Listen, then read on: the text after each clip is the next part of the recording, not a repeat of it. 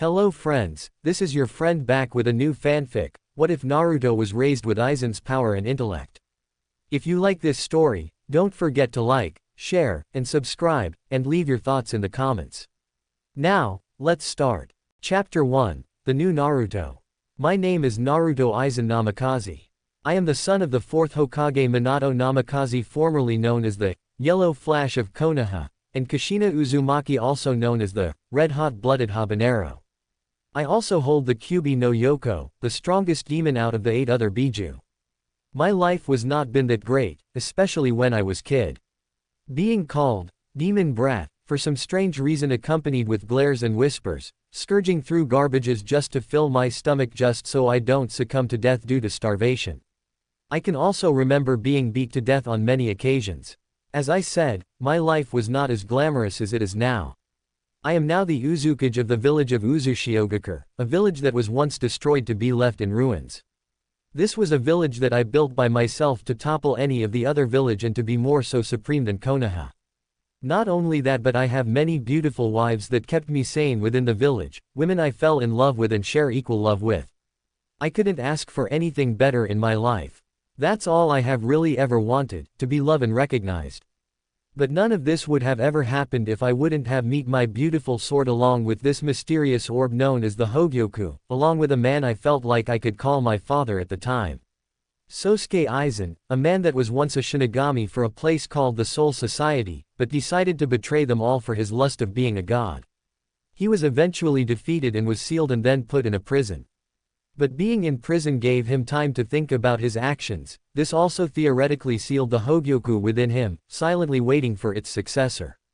His sword or Zanpakuto, which he gave to me, is named Kyoka Sugestu, Mirror Flower, Water Moon, an ordinary blade with an ordinary appearance, yet in terms of its skill is nothing short of beautiful. Complete hypnosis over a person's 5 senses by just a glance of the blade.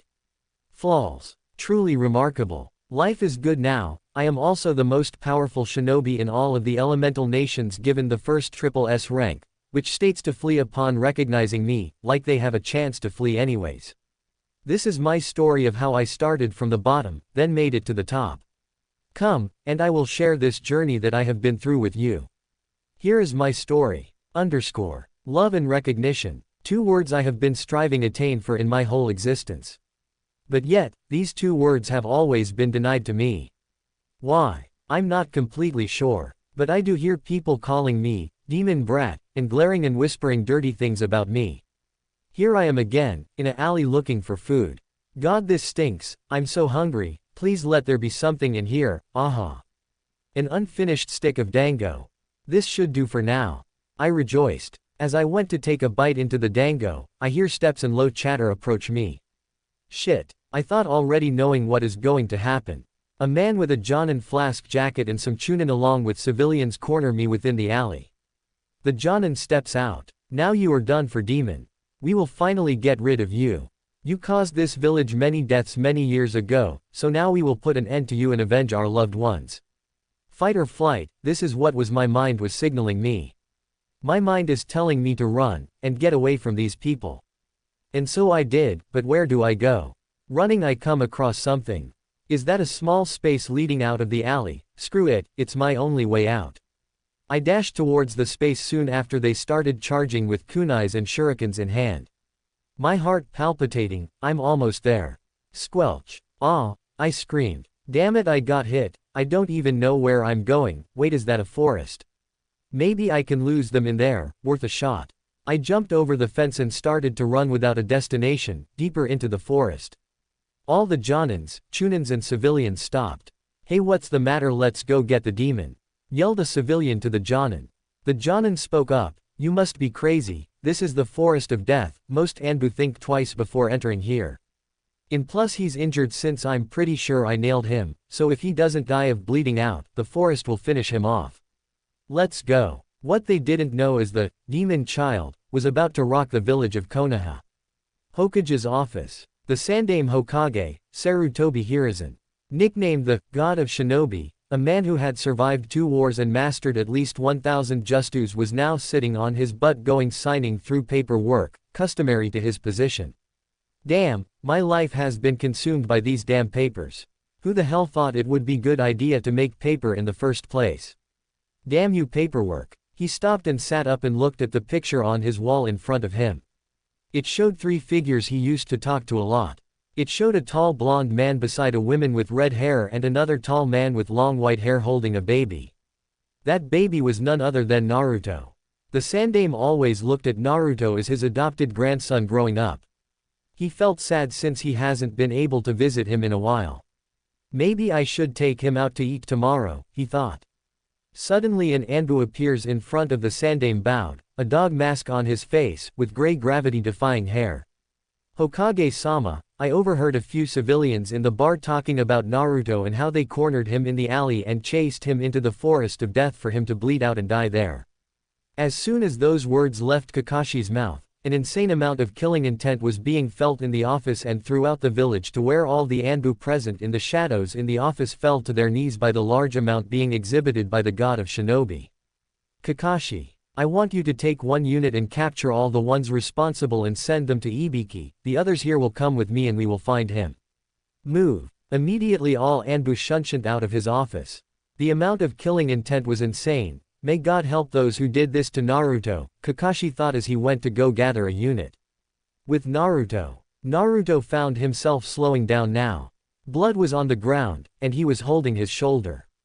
Looks like I lost them, good. Not to find a place to res. OMFPH. OWW my head, Naruto moaned as he felt his back on the ground. He slowly stands up and sees he is in some kind of underground cavern. Looking up he sees the hole he fell into. He all of a sudden feels a pull, like some type of force is pulling him to walk towards a specific direction. He continues on forward, barely being able to see anything in the caverns until he finds a rusty door.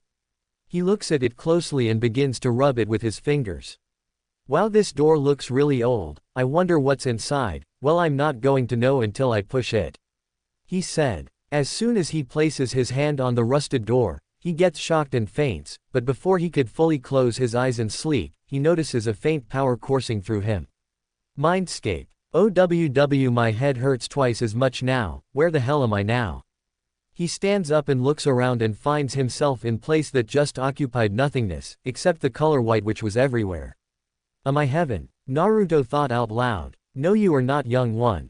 A voice says. He spins around almost breaking his neck and sees this man with brown hair, his hair slicked back with one long strand gently resting in the front. He stood at 6'3" wearing white clothes with a white-like cape reaching his feet.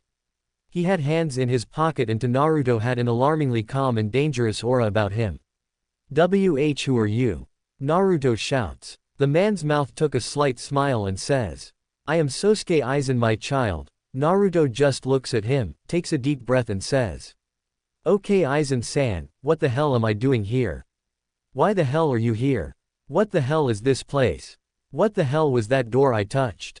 And what the hell just shocked me before I fainted? Shouted Naruto in pure hysteria. Aizen looks at him, and the first time in a while an amused smirk graced his face. Ah yes, let me answer those first three questions. You are here because you touched the door that I was sealed in. That door you touched was my prison, and what shocked you was the seal's energy. It's interesting as it seemed it allowed to meet in your mindscape. Aizen said. Naruto scratched his head, relived he got some information. Okay, that answers that, but why am I here? And what are you? From the looks of the door it looks to be at least 100 years old, so in that case you should be dead. Naruto said. Aizen slightly went wide-eyed at his intelligent response, and composed himself and spoke. How very astute of you, Naruto-kun. To answer your question, I am a ex-Shinigami. As soon as he said that, Aizen was not able to continue as Naruto freaked out and yelled. Oh my god, am I dead? Kami-sama has come to take my soul. He yelled hysterically. Naruto-kun, Aizen said in a calm yet stern eerie voice that got him to stop. Before I was interrupted by your unnecessary outburst, I was about to explain. Like I said, this is your mindscape. It's a surprise you're even able to see me. As for me, I am past 100 years of age and no, I am not Kami.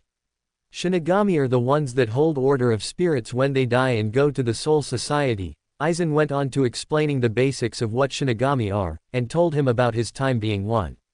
He also told Naruto his eventual demise by a man named Kurosaki Ichigo and how he was sealed and thrown in prison and how he recently became one with Hogyoku, more of a soul though. It was then Naruto asked a question. So this is your prison then? Naruto asked, to which Aizen nodded. But how were you able to escape Soul Society? I thought your prison would be up there, not Konoha, Naruto asked curiously. Aizen smiled as he seemed to be enjoying the well-thought questions he was asking. For a kid anyways. I will tell you in a bit. Let me continue my story. Aizen then explained his motive and how he was young and naive and wanted to gain power and be known as a god throughout the heavens and earth. As he finished, Aizen's calm aura suddenly disappeared into a sad and remorseful one since he was reminiscing about the story. Naruto noticed this and decided even though he committed evil in his time, he saw the way he looked, and thought that his imprisonment really did change him. Not only that, but he had to admit he was impressed with his ability to take on these so-called captains without any problems. Naruto broke the silence. Aizen-san, although I don't approve of what you did with your past, it seems you really thought about your mistakes and feel regretful. I do not hold the past against you, for it is what we do with our future that determines what type of character we are in the end. Aizen for the second time today became slightly wide-eyed and spoke. Naruto-kun, such a mature thought for someone your age, and to only think you are still this small. Why is that, Naruto-kun? Naruto's face took a slight frown and looked at Aizen's eyes with his own that showed Aizen eyes of someone who has seen pain and death constantly. Naruto took a big deep breath and huffed. Aizen-san, the way my life has been, forced me to grow up and mature faster. Sometimes I wish that I was still naive to world like all the kids around my age, Naruto said. Aizen frowned though upon hearing this. Naruto-kun, come here real quick, I want to see something, Aizen said. Naruto complied and slowly walked over to Aizen. Aizen had then put his hand over his forehead. With the power of the Hogyoku, he read Naruto's mind of his whole life up till now. He saw everything: being kicked out the orphanage, not being treated fairly, being almost beaten to death on a daily basis. To say Aizen was mad was an understatement. He may used to be a cruel and sadistic bastard that used people to his advantage, but a kid nonetheless had to go through things that would make most people break, maybe even himself. Although he smiled at this man Naruto called his GG and was happy he could find some type of love, but nonetheless his respect of the boy immediately increased. Aizen took his hand off his head and knelt down to his level and looked at Naruto's face. You asked me how I was able to end up here when I was imprisoned in Soul Society, correct? Aizen asked while Naruto nodded. Aizen lifted his palm facing upwards as a small purple came from his body and began to float above it. This little ball is the Hogyoku. Its power is unimaginable as it was an additional source to my own power. You will learn later on about what this does. But one thing the Hogyoku does, is it grants the owner's deepest desire. I didn't want to be in Soul Society anymore, so I'm assuming it took me here. Aizen said as the ball disappeared. Naruto was shocked to say the least. This tiny little ball was the source of this mon's power who fought other Shinigamis. It must have been something else. Aizen saw the shocked look on his face and smiled as he asked him a question. Naruto-kun, if you were to have power, and you were capable of being the strongest shinobi on this planet, what would you do with that power? Naruto looked up and spoke without hesitation. I would protect those who aim to harm me and anyone close to me, like Hokage Gigi, you Aizen-san, and any future friends. Anyone that would oppose me I will destroy. I will also build a village of my own so I could live in peace, Aizen smiled. A true smile, knowing him and this boy will become real friends. He pulls out the familiar purple-looking orb in his hand and said, Naruto-kun, if you want to be free of all the beatings and mistreatment and want to become strong and protect those who mean the most to you, then take this orb. Naruto looks at it in awe and says, Aizen-san, what would this orb give me? Naruto spoke slightly hesitant. This orb will give you an extreme increase in speed and strength. Not only that, but you will have my famed Zanpakuto, and lastly I will merge with you since I am part of the Hogyoku, Aizen spoke. Naruto looked at him and said, so when we merge will I be able to come here and talk to you again? Yes Naruto-kun, but only until you have gotten a hold of my past skills, especially with and without my Zanpakuto. But after that my spirit will fade and will be absorbed into the Hogyoku due to you being the new owner. Aizen spoke. With a slight frown which turned into a slight smile, Naruto said with much vigor. Well, I will make you proud, Aizen-san. With the abilities you will give me, I will change the world. Come high or come low, I will be the greatest shinobi to your testament, and Hokage Gigi. Once again Aizen smiled a true smile and said, well Naruto-kun, we have a long way ahead of us. So once you absorb the Hogyoku we will merge and you will get my skills, but we will have to work on them to make them perfect. Absorbing this will hurt and you will feel pain like never before. After, you will wake up and it should be in time for when your Hokage Gigi gets to you, since this should alert him. Are you sure you want this, Naruto-kun? Aizen finished. Naruto without hesitation said, let's do this, Datbeo. Naruto took the orb from his hands and the orb slowly floated up, then smashed towards his chest.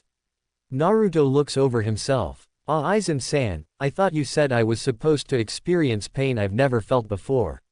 Aizen smirks, and at an instant Naruto was screaming for dear life.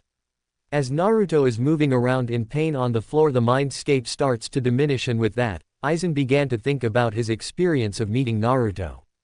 This boy, he will become someone great.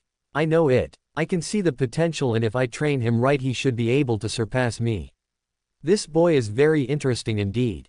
No matter, I will turn him into something shinobis and shinigamis fear alike. Moments later Naruto woke up in the same forest he was in before he fell in the hole. Ow, my goddamn head, why is it always me head? Why can it be any other body part?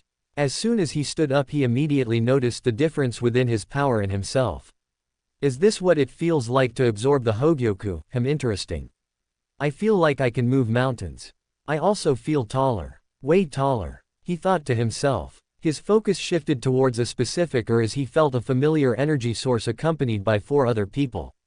As on cue, Sarutobi arrives. Naruto-kun. Sarutobi yelled. Sarutobi lands and looks at Naruto in shock.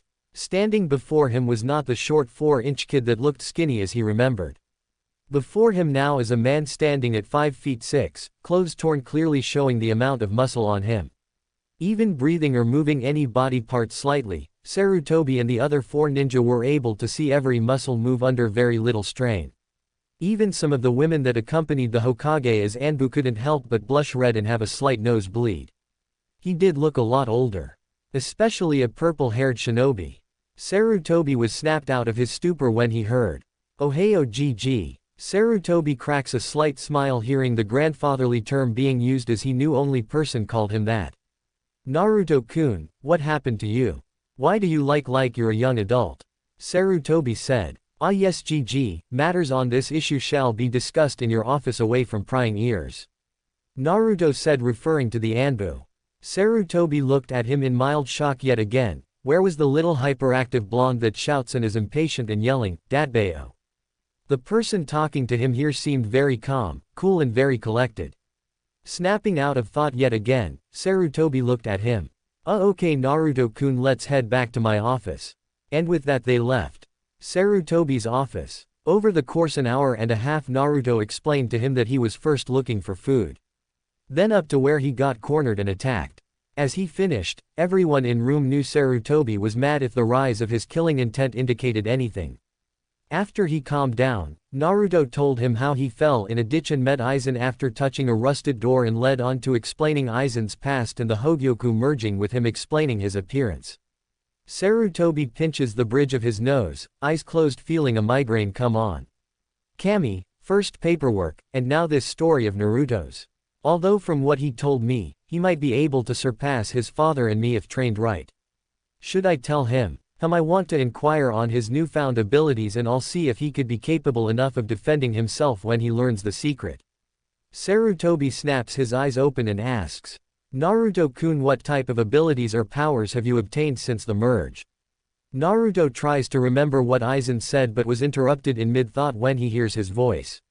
Naruto-kun. Aizen-san. Yes, it is me. Tell your GG that you will have an exceptional boost in power and speed. Not only that, you have somewhat retained my intellect, so learning things and mastering them will be easy like the justus you guys use. Aizen continues. Also you will be able to access Ryastu, which is the spiritual part of chakra, making your moves in the Shinigami art way more powerful than any just you.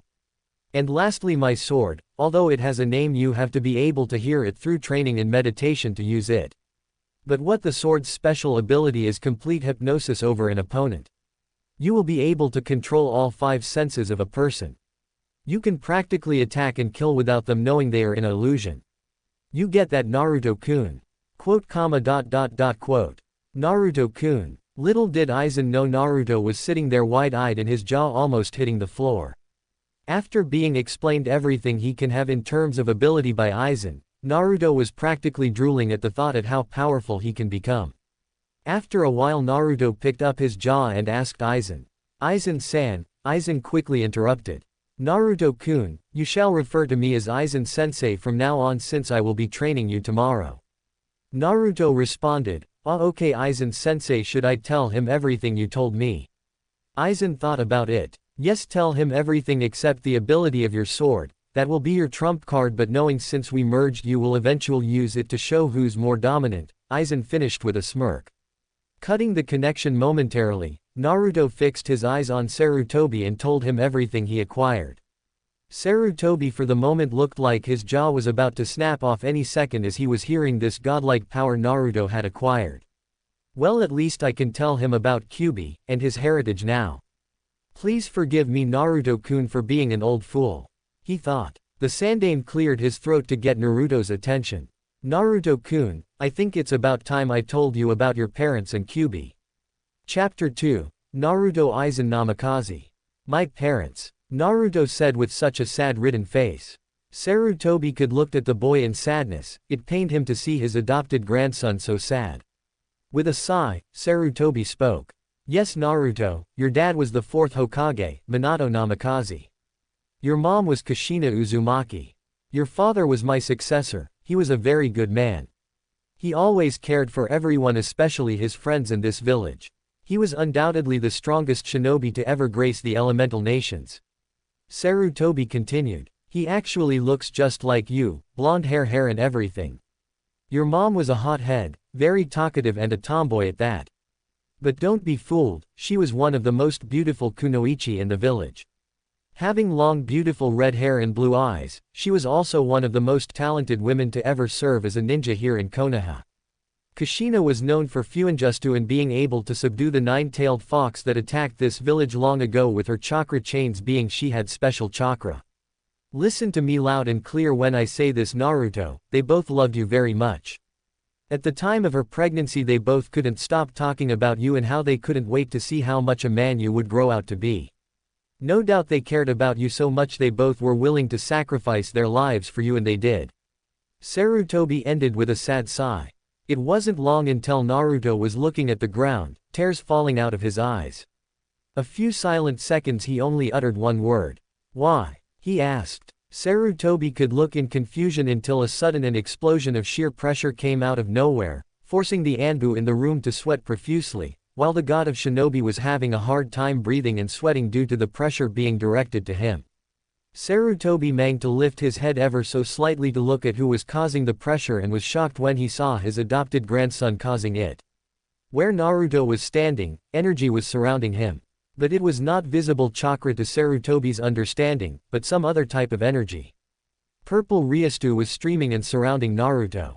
Sarutobi thought, my god, this feels like killing intent but much stronger, this feels like pure power, what the hell happened to you Naruto-kun? My body has never felt so heavy in my life. Naruto was standing there glaring at the Hokage. Why Sarutobi, why didn't you tell me? He yelled with his spiritual pressure increasing even more than before. The floors started to crack little by little. It wasn't until he heard his sensei. Naruto. Aizen yelled firmly in his mind before continuing, Naruto-kun, one lesson you will learn from me is to keep your emotions in check and never let any emotion control you. Lower your spiritual pressure now and listen to his reasoning on why he did what he did. Aizen said, but inwardly smirking at the display. This boy has almost as much spiritual pressure as me before I left the Soul Society. And this is just after we merged. What's scary is he will surpass mine in a couple years if he trains. He might not even have to fight some people just by flexing his spiritual pressure alone. The next 4 years will be indeed interesting, he thought. With those words being said, Naruto calmed down just a little while the Sandaime and Anbu in the room were slowly trying to get their breathing back to normal. One thing was for sure though. Everyone who felt the spiritual pressure in the room that moment knew that Naruto will be someone you would not want to come across in the future. Naruto only stood there, tears still slowly coming off his face. He broke the silence as everything seemed it was back to normal. "Why GG?" he asked more somberly this time.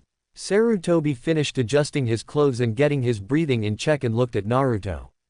"I'm sorry Naruto-kun, what you need to understand is your father was so dangerous being that he ended a war with one just you that many people wanted to claim his head. Your father was the first person to ever achieve the rank of a double S rank shinobi with a flee on sight order if you saw him. If other villages would have known he had a son they instantly would have tried to kill or kidnap you. And I would not let that happen," Sarutobi said in a firm yet strong voice. While Naruto was processing the information he was just told, he was surprised that his father was so strong other villages gave in order to run away from him when they saw him. Not only that but he ended a war with one just you. One word came to his mind when he thought about it: amazing. Aizen in his mindscape was somewhat impressed at the information they just received. My, now I know merging with this boy was the right thing to do. No doubt he will become powerful, Aizen thought smiling. Naruto spoke up. "I am sorry for the way I acted GG. It's just being alone and thinking no one cared for me made me very sad and angry. It's nice to know that I had parents who loved me and were powerful at that. I understand you were only looking out for me. I promise an outburst like that will not occur again. I am sorry Hokage-sama," he said as he bowed. Sarutobi was shocked at how he addressed him. Never in his life has Naruto called him Hokage-sama. A smile was found on Sarutobi's face when he replied. "It's okay Naruto-kun," knowing if it was someone else they would have done the same thing. "I can tell by your response and surge of power thought that you will become a great shinobi if not the best." Sarutobi continued. "Naruto, do you want to know why people call you demon brat?" At an instant Naruto locked eyes with him with a mix of curiosity and painfulness. "Naruto, the nine-tailed fox that attacked our village long ago, could not be stopped. You were born on the same day the Kyuubi was summoned to destroy this village. Your father, even though he was considered a god among ninja, could not defeat a tailed beast considering it was the strongest one out of all of them. So he did what he thought was right to save his village and sealed the fox in you. You saved our village that day Naruto-kun, and in your dad's last words to me, he wanted the village to see you as a hero. But people were still recovering from their own losses in those times and were traumatized to the point not a lot of people got over that day. And even going as far as misplacing their anger and sadness onto you." Sarutobi said. Naruto went wide-eyed. Everything was now making sense. Why they called him that name, why people hate him and don't give him the time of day. He suddenly asked. "GG, if I saved the village then why do people hurt me and try to kill me?" Sarutobi slightly winced at the bluntness of the question. "Like I said before, it is misplaced anger, but Naruto-kun, always remember that people will fear what they do not know. Now let me ask you a question. If I poured a bowl of water in a cup, does the water become the cup?" Naruto responded, "Of course not GG, it only holds th." Naruto had then came to a realization. Sarutobi saw this and said, "I see, you understand it now. People believe since the demon is sealed inside of you, you are the demon itself by association. What they don't know is you are only holding it back." Naruto heard this and instantly felt at ease. He was starting to believe the people who called him that. But now that he had found out about his parents and the Kyuubi, he was starting to feel much better. Naruto straightened out his posture and spoke. "GG, from now on if anyone messes with me they will feel the wrath of power and I will not guarantee they will survive," Naruto spoke in a slightly disturbing calm voice. One thing was for sure. With his newfound power, he ain't taking shit from no one. Sarutobi sighed knowing this would happen sooner or later, so he spoke. "Okay Naruto-kun, but at least try to avoid it, if not then try not hurt them that badly. Because I do not feel like doing more paperwork than I have to," he said as both Sarutobi and Naruto shared a chuckle. "I promise GG. Also GG, I also have a request," Naruto said seriously. "And what would that be?" Sarutobi asked, slightly curious. "I would like to train for 4 years in the Forest of Death without any interruption to increase my skills both in the Shinigami and Shinobi arts. After I would like to join the graduating class at the academy." I promised myself that when I got this power I would make you, Aizen-sensei and now my two-san and Ka-san proud and become the best shinobi the elemental nations has ever seen. Naruto said with the utmost confidence. Sarutobi and Aizen smiled at the boy's declaration. Are you sure you want to be in the forest of death, Naruto-kun? There are many dangerous animals in there. Sarutobi said, slightly worried. Yes GG, with Aizen with me, along with my training nothing should be able to touch me. Sarutobi paused for a moment then said with a sigh. Alright Naruto-kun, I will allow it, just make sure you come back alive so I can test your skills out myself. The Sandaime said with a smirk. Naruto replied back with a small smirk. Oh trust me GG, I know I would be itching to take down your old butt and show you who's boss. Sarutobi grew a slight tick mark.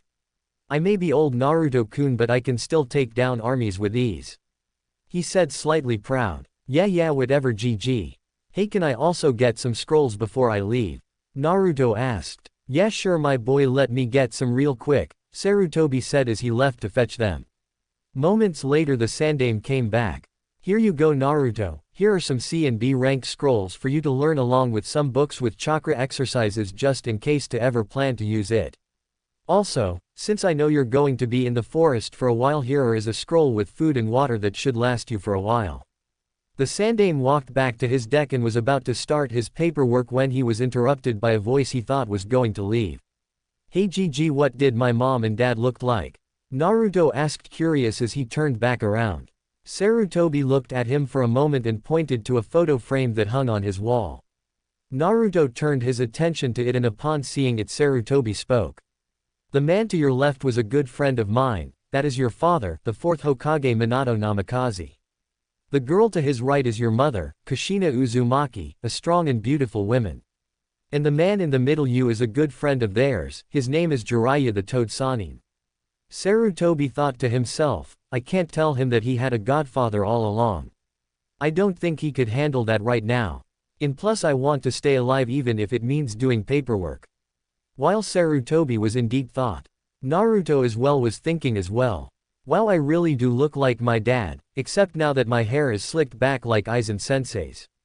But my mom is so pretty. I haven't seen a girl as beautiful as her.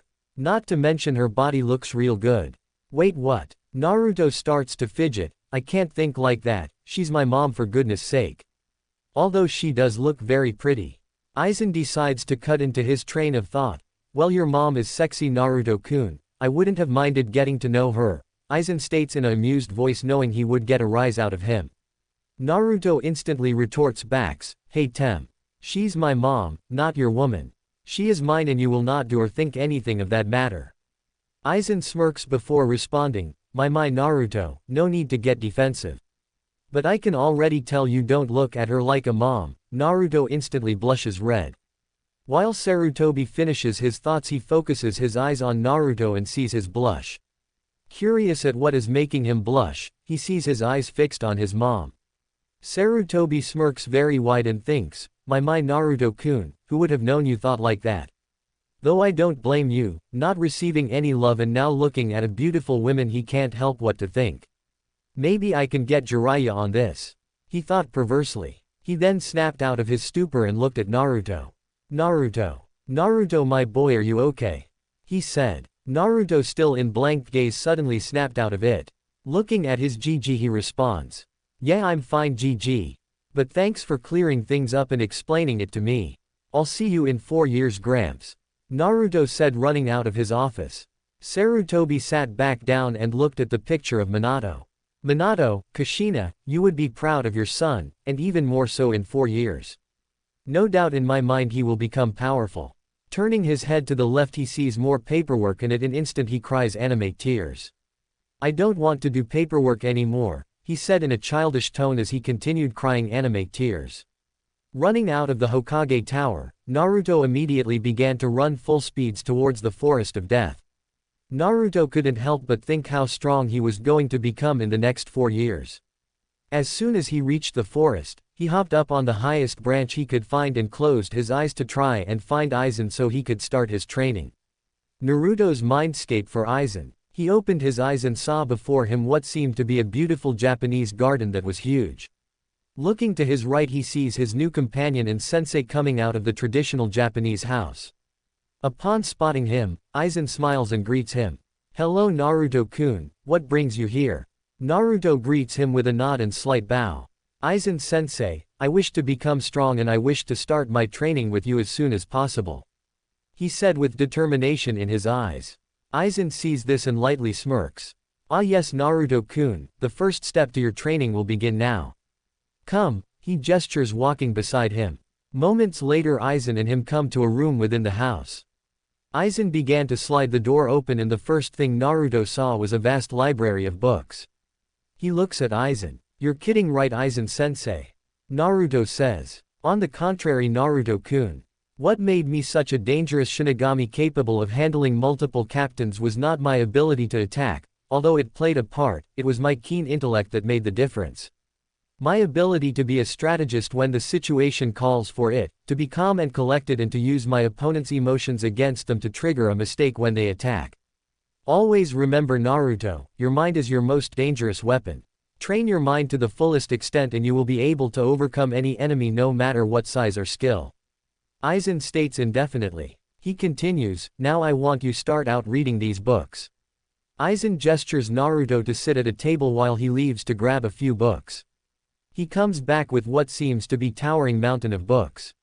Upon arriving at the table, Aizen drops the books making a large booming sound. Naruto grabs one of the books and looks at it incredulous, Advanced Theory of Human Psychology, picking up another one, Basic Intro to Psychoanalysis. Reading Human Behavior and Emotions Volume 1. Aizen straightened out his clothes before continuing. "These books here Naruto will teach you on how the human mind works and how to use it to your advantage. We will not start any training until you have read the appropriate number books I see fit. By the time you are done you should be able to manipulate an enemy into doing what you want, to be able to analyze a situation and come up with 5 solutions to counter it. By reading the human body's gestures and emotions you will be able to tell an enemy's personality, for very subtle gestures can tell a lot about one's personality which you then can capitalize on." Naruto just looks at him, then the books. "Aizen-sensei, I feel looking at these books I already somewhat know the material in of each of them," Naruto stated, flipping through pages. Aizen in turn responds, "Yes Naruto-kun, that should be partly because of you and I merging together. You retained somewhat of my intellect, so now all we need to do is brush up on it and make sure you memorize these books like the back of your hand." Naruto looks at some of the books on the table and one catches his eye. He immediately picks it up and yells at Aizen. "Seduction 101. How to make women do what you want in bed." "Seriously Aizen-sensei, I thought I was learning about the human mind, not about seducing girls and learning how to get them in bed." Aizen lazily picks his ear out with his pinky. "Seriously Naruto, can you get more louder? Anyways, you are learning the art of seduction because you will face women who will try to kill you. It would be better to seduce and manipulate them to how you see fit. You may also single-handedly avoid a battle alone with just words and gestures. Plus by the time you're done reading, every girl you encounter won't get enough of you and it is a good read," Aizen says with a wide smirk and light laugh.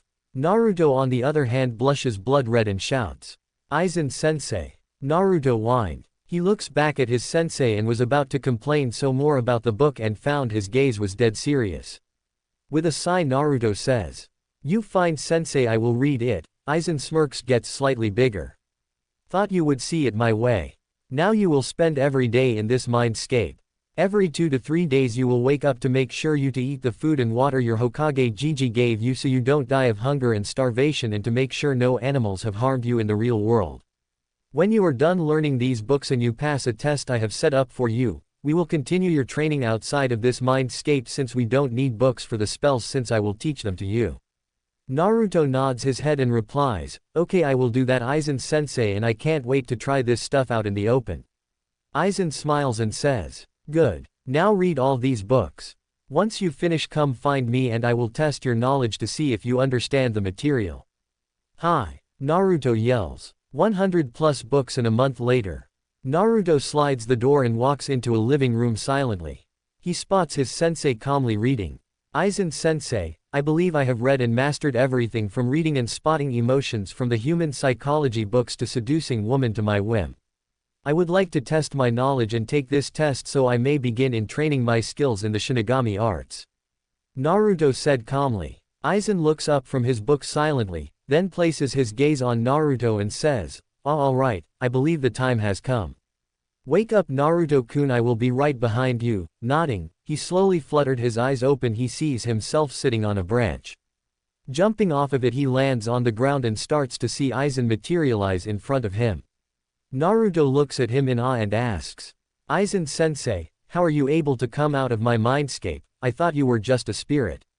Aizen smirks smugly, well Naruto, since I am fused with the Hogyoku I can materialize because of the power of it.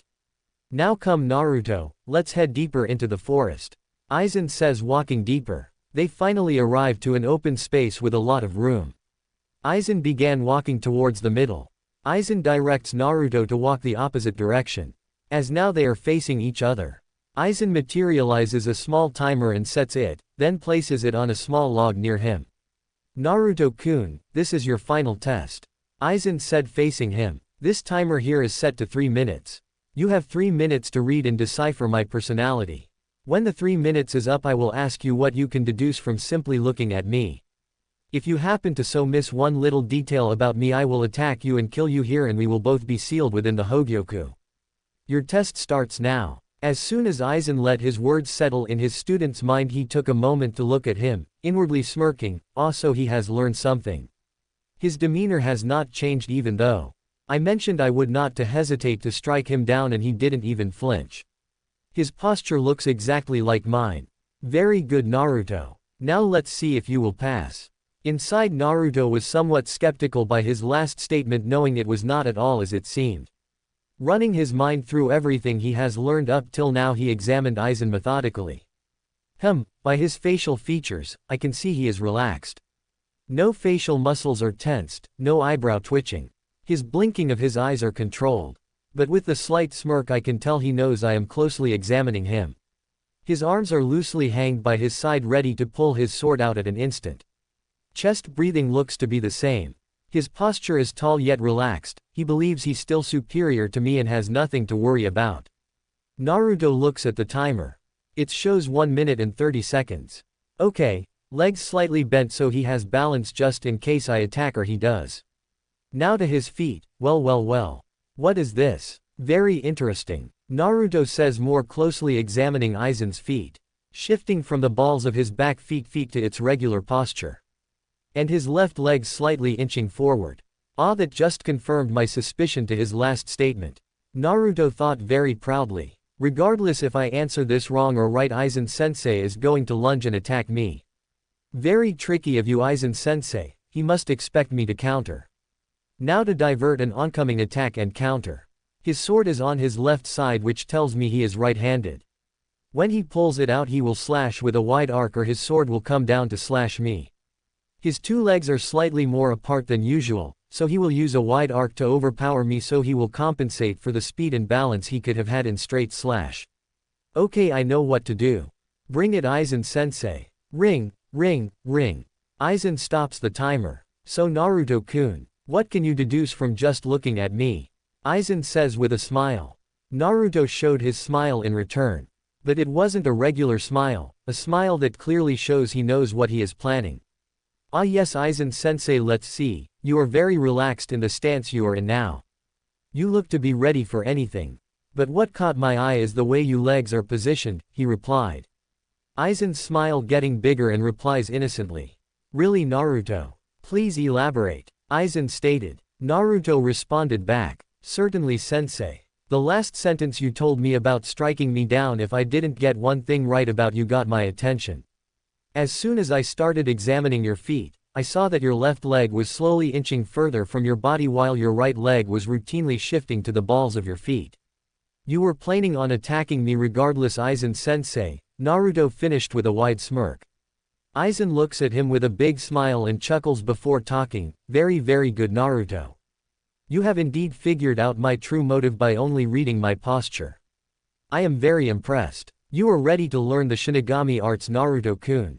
As soon as the words left his mouth, Aizen blurred out of existence and went to slash Naruto with a wide arc just as he anticipated.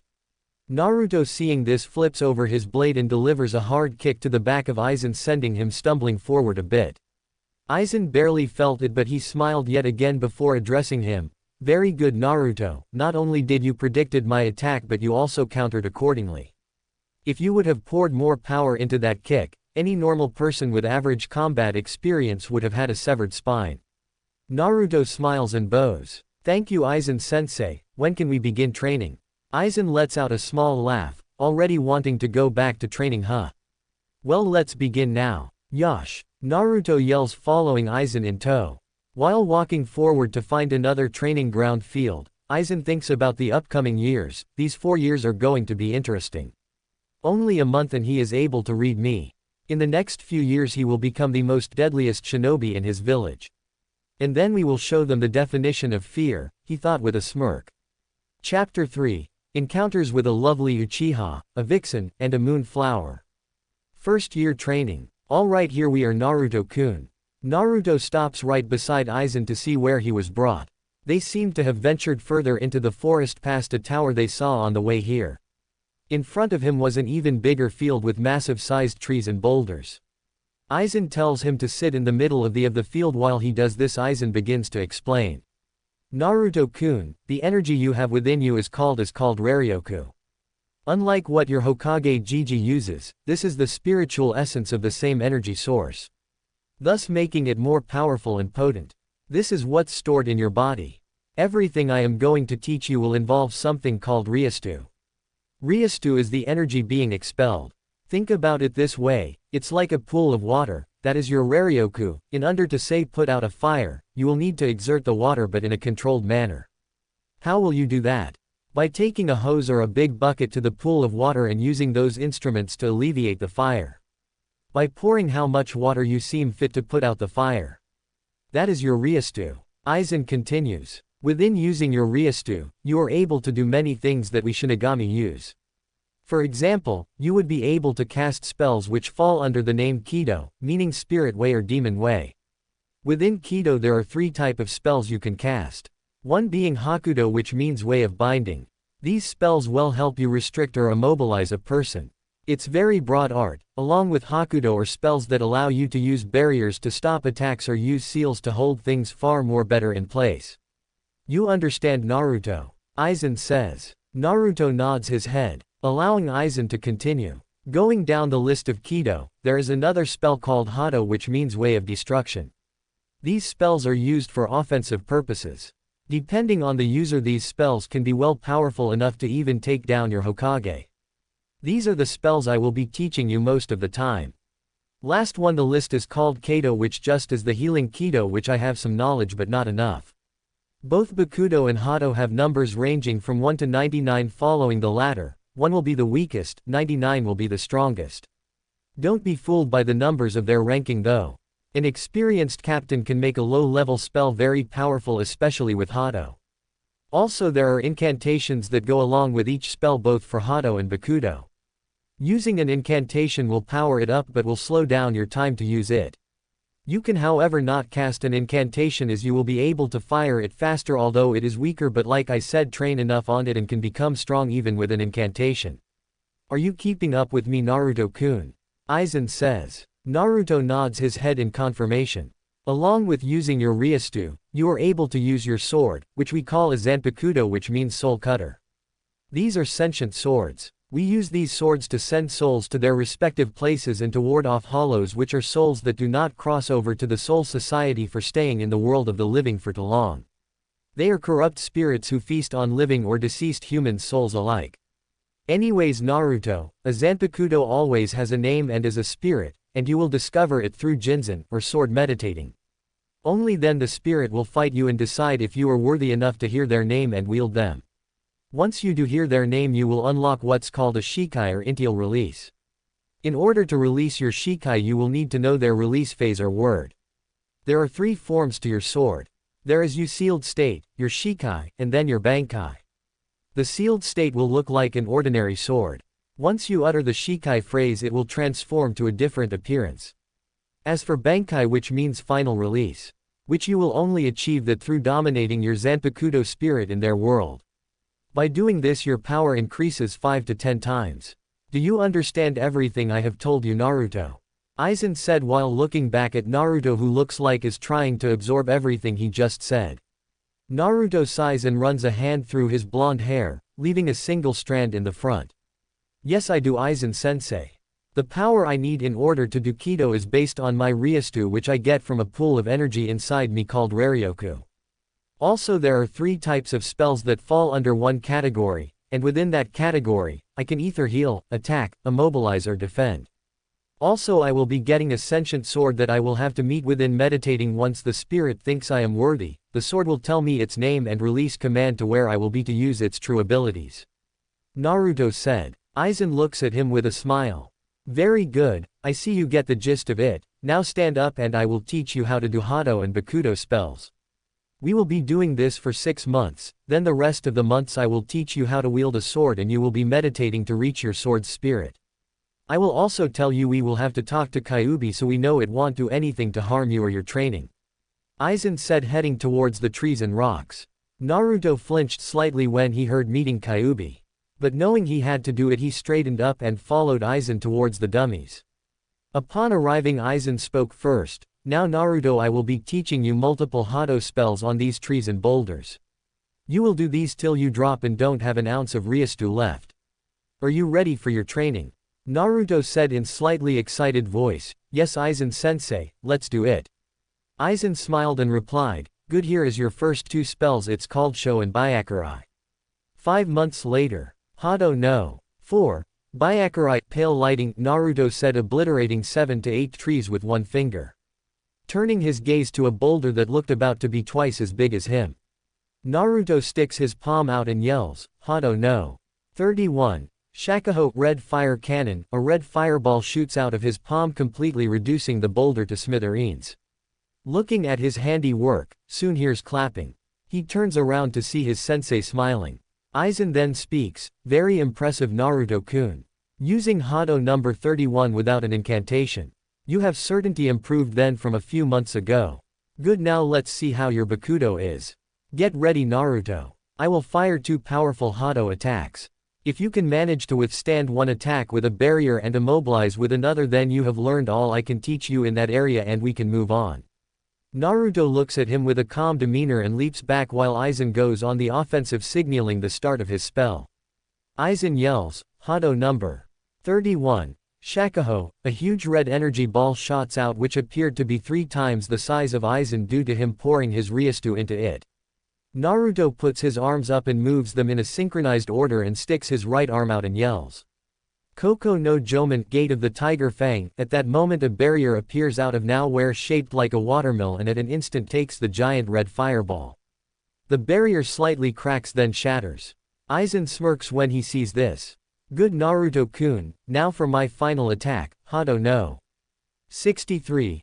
Reikoho, Thunder Roar Seer, a massive wave of yellow energy shoots out. Naruto was now watching calmly with his hands in pocket with a smirk. With the yellow wave nearing Naruto, he quickly shunpos behind Aizen, points 2 fingers out and yells, Bakudo no.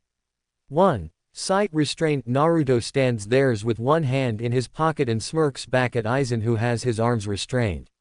Aizen, upon breaking out, congratulates him. Well, very good job, Naruto-kun, very impressive Bakudo spells.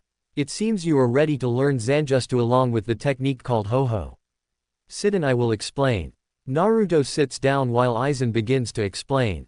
We are getting close to you discovering your sword. What you will be learning is how to wield a sword. It's called Zanjutsu, or the way of the sword. Wielding a sword is an art. It should always act like an extension of your own arm.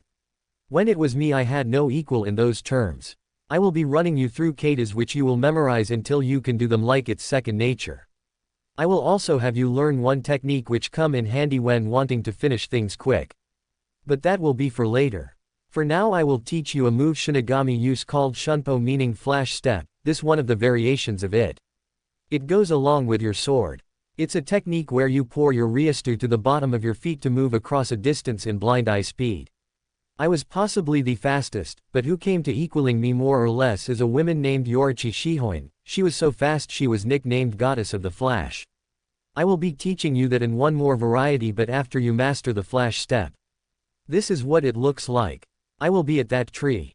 Aizen turns away from Naruto and flash steps towards the tree. At an instant Naruto only half blinked and was shocked to find his sensei at the tree.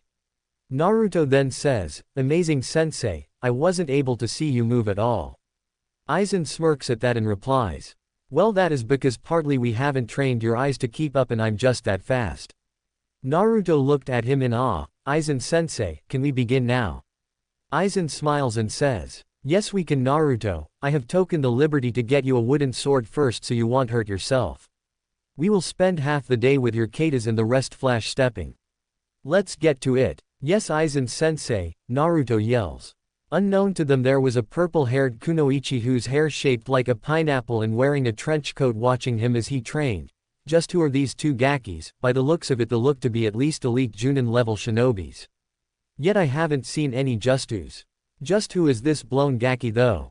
I might just have to keep an eye on them and an extra eye on the blonde one Kukuku, she thought mischievously before disappearing. 6 months later. Clang, clang, clang. Both Aizen and Naruto separate from each other. Then at an instant both flash step and disappear only to clash swords with one another. This lasts for about 15 minutes, both not showing any slight fatigue or emotion. They both back up yet again to face each other until Aizen speaks first.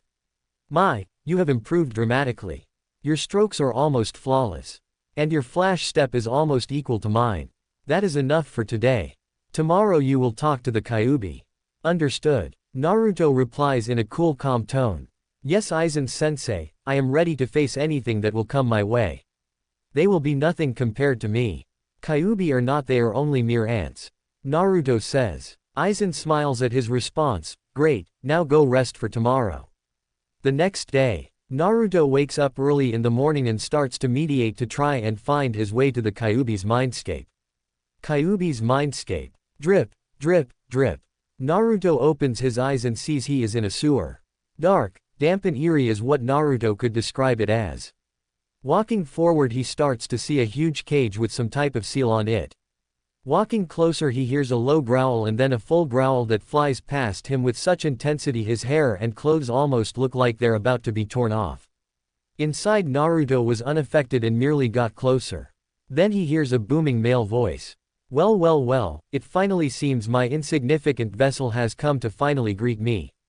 The Kyuubi says coming towards the cage in all its glory. Naruto looking at the gigantic fox very calm and collect as ever responds. "I am Naruto and so you are the Kyuubi no Yoko huh? I believe the stories about you were an understatement. You look like nothing but a weak fox who is trapped in this cage. Nothing but an ant compared to me. Tell me how is it living in that cage? Must be very infuriating is it not?" Kyuubi suddenly roars. "You insolent little whelp. I am the Kyuubi no Yoko. The strongest demon out of them all and the one that raised Konoha to the ground. So you will respect me and my power even if you are cute," Kyuubi says raising its killing intent towards unimaginable levels. While Naruto sits there his eyebrows raised and begins to talk. "Cute huh? I assume by that statement you are a woman, do you have a human form you can show me?" Kyuubi was a little taken back by the assumption. Refocusing she responds. "Why yes I do Naruto-kun," Kyuubi responds coyly and transforms. In front of Naruto is not the gigantic fox anymore but a woman. To be about 5 feet 6, very slender frame, face of a goddess, long red hair that looked it reach her mid-back, a very well-endowed chest, if Naruto had to guess it would C-cup borderline D-cup. Along with the sexiest, long and slim tender legs he has ever seen. It only added to the fact that she was also. Kyuubi sees Naruto checking her out and she can't help but check him out herself. This man was tall, slicked-backed yellow hair, with a single strand on his forehead, hands in his pocket and a chiseled face. She can tell through the civilian clothing he was wearing he has a unbelievably nice body. Although she wasn't showing it, she really wanted to just pounce on him. Naruto snapped her out of her thoughts when he spoke. Wow, such a beautiful woman. Not only has power but beauty as well. Naruto walks over to her and takes her hand and places 2 tender kisses on it and says. "Let me reintroduce myself, I am Naruto Namikaze. Do you have a name my beautiful vixen?" Naruto says with a slight smirk. Kyuubi on the other hand has never been so flustered in her life. This man within 30 seconds managed to make the Kyuubi no Yoko flustered. Adorning a red blush she responds. You're such a flatterer Naruto-kun. My name is Akane, she says. Naruto takes the information in and responds. Such a beautiful name for such a beautiful girl. Tell me aka-chan, I am here to find out if you pose a threat to me in my training to be the best and feared shinobi in all of the elemental nations. Akane blushes at the affectionate term but then grins mischievously and asks. Well, what if I am? What if I don't want you to get stronger and stay weak so I can break out of this seal when you eventually die? For Kyuubi that was the wrong thing to say to Naruto. Naruto at an instant turns his face to a serious one and says. I don't think that would be a wise thing to do. At an instant raised his spiritual pressure to a level that dwarfed Kyuubi's killing intent earlier. Kyuubi was found on the ground on her knees, sweating, panting heavily, believing for the first time in her life she was going to die. But at an instant it stopped. She lifted her head to look at Naruto and something stirred inside of her. A warm feeling. She could feel her lower regions leaking from the amount of power her vessel just produced. My God, his power, it's so sexy. I have never felt anyone who could bring me to the ground with pure power alone. Kyuubi was reminiscing about her encounters with other male demons. Kyuubi did have many suitors but none interested her back where she used to live. Looking at Naruto she gave it more thought. Not many people knew that although the Kyuubi is the strongest demon, she also loved to be submissive. She just couldn't find a partner that even resembled a match for her strength. But now here she is, looking at her vessel still flustered and somewhat turned on. One thought popped into her head. Oh, he will be mine and he will give me kits. Naruto decided to speak up, breaking her from her thoughts. Ah, I see you have witnessed my power. No, that was only a mere fraction of what I truly hold. Kyuubi stood there wide-eyed. A fraction of his power was enough to bring her down, how much at half, or full power at that? Naruto, seeing the realization in her face, asks again. Let me ask you this question again, aka Chan, will you hinder my growth as a shinobi to becoming the most feared in the elemental nations? Akane responds by throwing herself at him, crying into his shirt. For a moment he was taken back by the sudden action and change of emotions. It wasn't until he heard talk that he found out why she was crying. Sniff, sniff. I am so sorry Naruto-kun. I am so sorry. Naruto looks at her down, head buried into his chest, trying to figure out why she was saying sorry. And what would you be sorry for, aka Chan? He asked in a more softer voice. Akane was crying even harder now. I'm sorry for what I said earlier, I was only trying to get a rise out of you from that comment. But I'm also sorry for attacking your village. But I've seen what they have done to you Naruto-kun. They hurt you so much physically and emotionally. I tried healing you as best as I can whenever you were hurt. I don't why people would do such a thing to you. I'm just so sorry, please Naruto-kun, please forgive me, she cried hysterically. Naruto slightly stiffened when he heard that she saw the things that hurt him, but he was slightly relieved when he heard he was constantly being healed by her. He always wondered about that. He used to think everyone was like that. Taking off his calm collective Aizen facade, he spoke in that soft tone again. Aka-chan. Akane looks up at him, red and puffy-eyed. He starts to caress her face only for her to lean into it before continuing. Aka-chan, I'm glad that you were there for me when no one else was. And I'm glad you are apologizing for attacking the village. The past is in the past. Let's start by reshaping our future. Together. Getting to know one another. Naruto said, smiling. He continued. Although, can I ask you favor, aka Chan? He said a little more seriously. Sure. Naruto-kun, what is it? Lightly blushing, not being used to the affectionate term. Well, my sensei has trained to use Riestu, which I'm pretty proficient at. Though I remember him telling me Riestu is the same energy at which GG uses but from the other half. I was wondering if you knew how to use the other half, and if you do, can you teach me how to use it? Naruto said, slightly hopeful. Ah yes Naruto-kun, the other half is called chakra. Chakra is the molding of physical energy and spiritual energy to perform justus. Although since you have likely more spiritual energy, that will be your pool soul source for most of your techniques. Also unlocking your chakra and combing them would double the power of your techniques. Akane said. So will you teach me aka Chanham?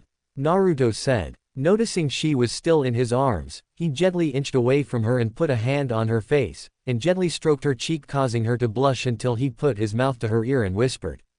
I promise aka Chan, it will be worth your while if you teach me. Maybe we can both learn things from each other, he said in a low seductive voice.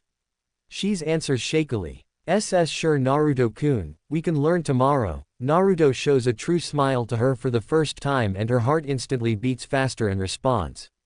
Good, now let me change this mindscape for you.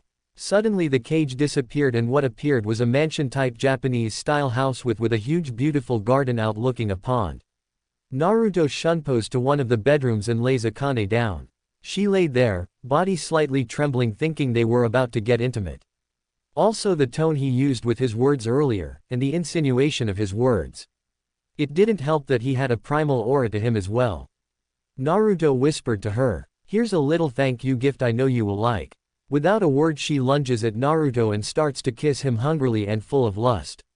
Naruto for a second was a bit taken back seeing how she flipped the tables on him. But after a few moments of each other's tongue trying to dominate each other, he began to understand what type of woman Akane was. Especially from the surge of spiritual pressure he gave her and the clear liquid that came trailing down her leg he spotted not too long ago. It made sense. She came as someone who tries to put up a dominate front but in the end wanted to be a submissive female. From the way he would try and dominate her, his assumption was right, especially how she would submit to his tongue while putting up a fight. Remembering the book of seduction he read from Aizen, he started to pour more into the kiss and show her a real alpha male. He started to grab her sides with his hands and slowly rub up and down, getting the knowing reaction out of her. Akane started to moan into his mouth from the kiss. She was getting really turned on. It wasn't until he slid on arm down, grabbed her bare skin forcefully, making it even harder for Akane to stifle her moans. Naruto started trailing kissing from her mouth down to her jaw and eventually her collarbone. Moaning in bliss, she tilts her head, giving him more room. She couldn't take it more. She can feel the bulge on her leg. Her hand started to slowly trail down his chest to grab his crotch, but suddenly a hand gripped her wrist firmly. And she heard a whisper. That is off limits for now. Maybe later. I want it to be special. For now I will leave you here, for I have to tell my sensei what happened. But I will back tonight. Naruto whispers huskily. Akane then said, very flustered, oh okay, at least let me set up a mental link with you so we can talk later. Akane was about to speak up but for the last time took her in a breathtaking kiss, leaving here momentarily stunned while Naruto vanishes. Snapping out of her dream-like state, she still notices that she is still and the sheets seem to be soaked. She is wet more than ever. She realizes she was left all hot and bothered. She yells.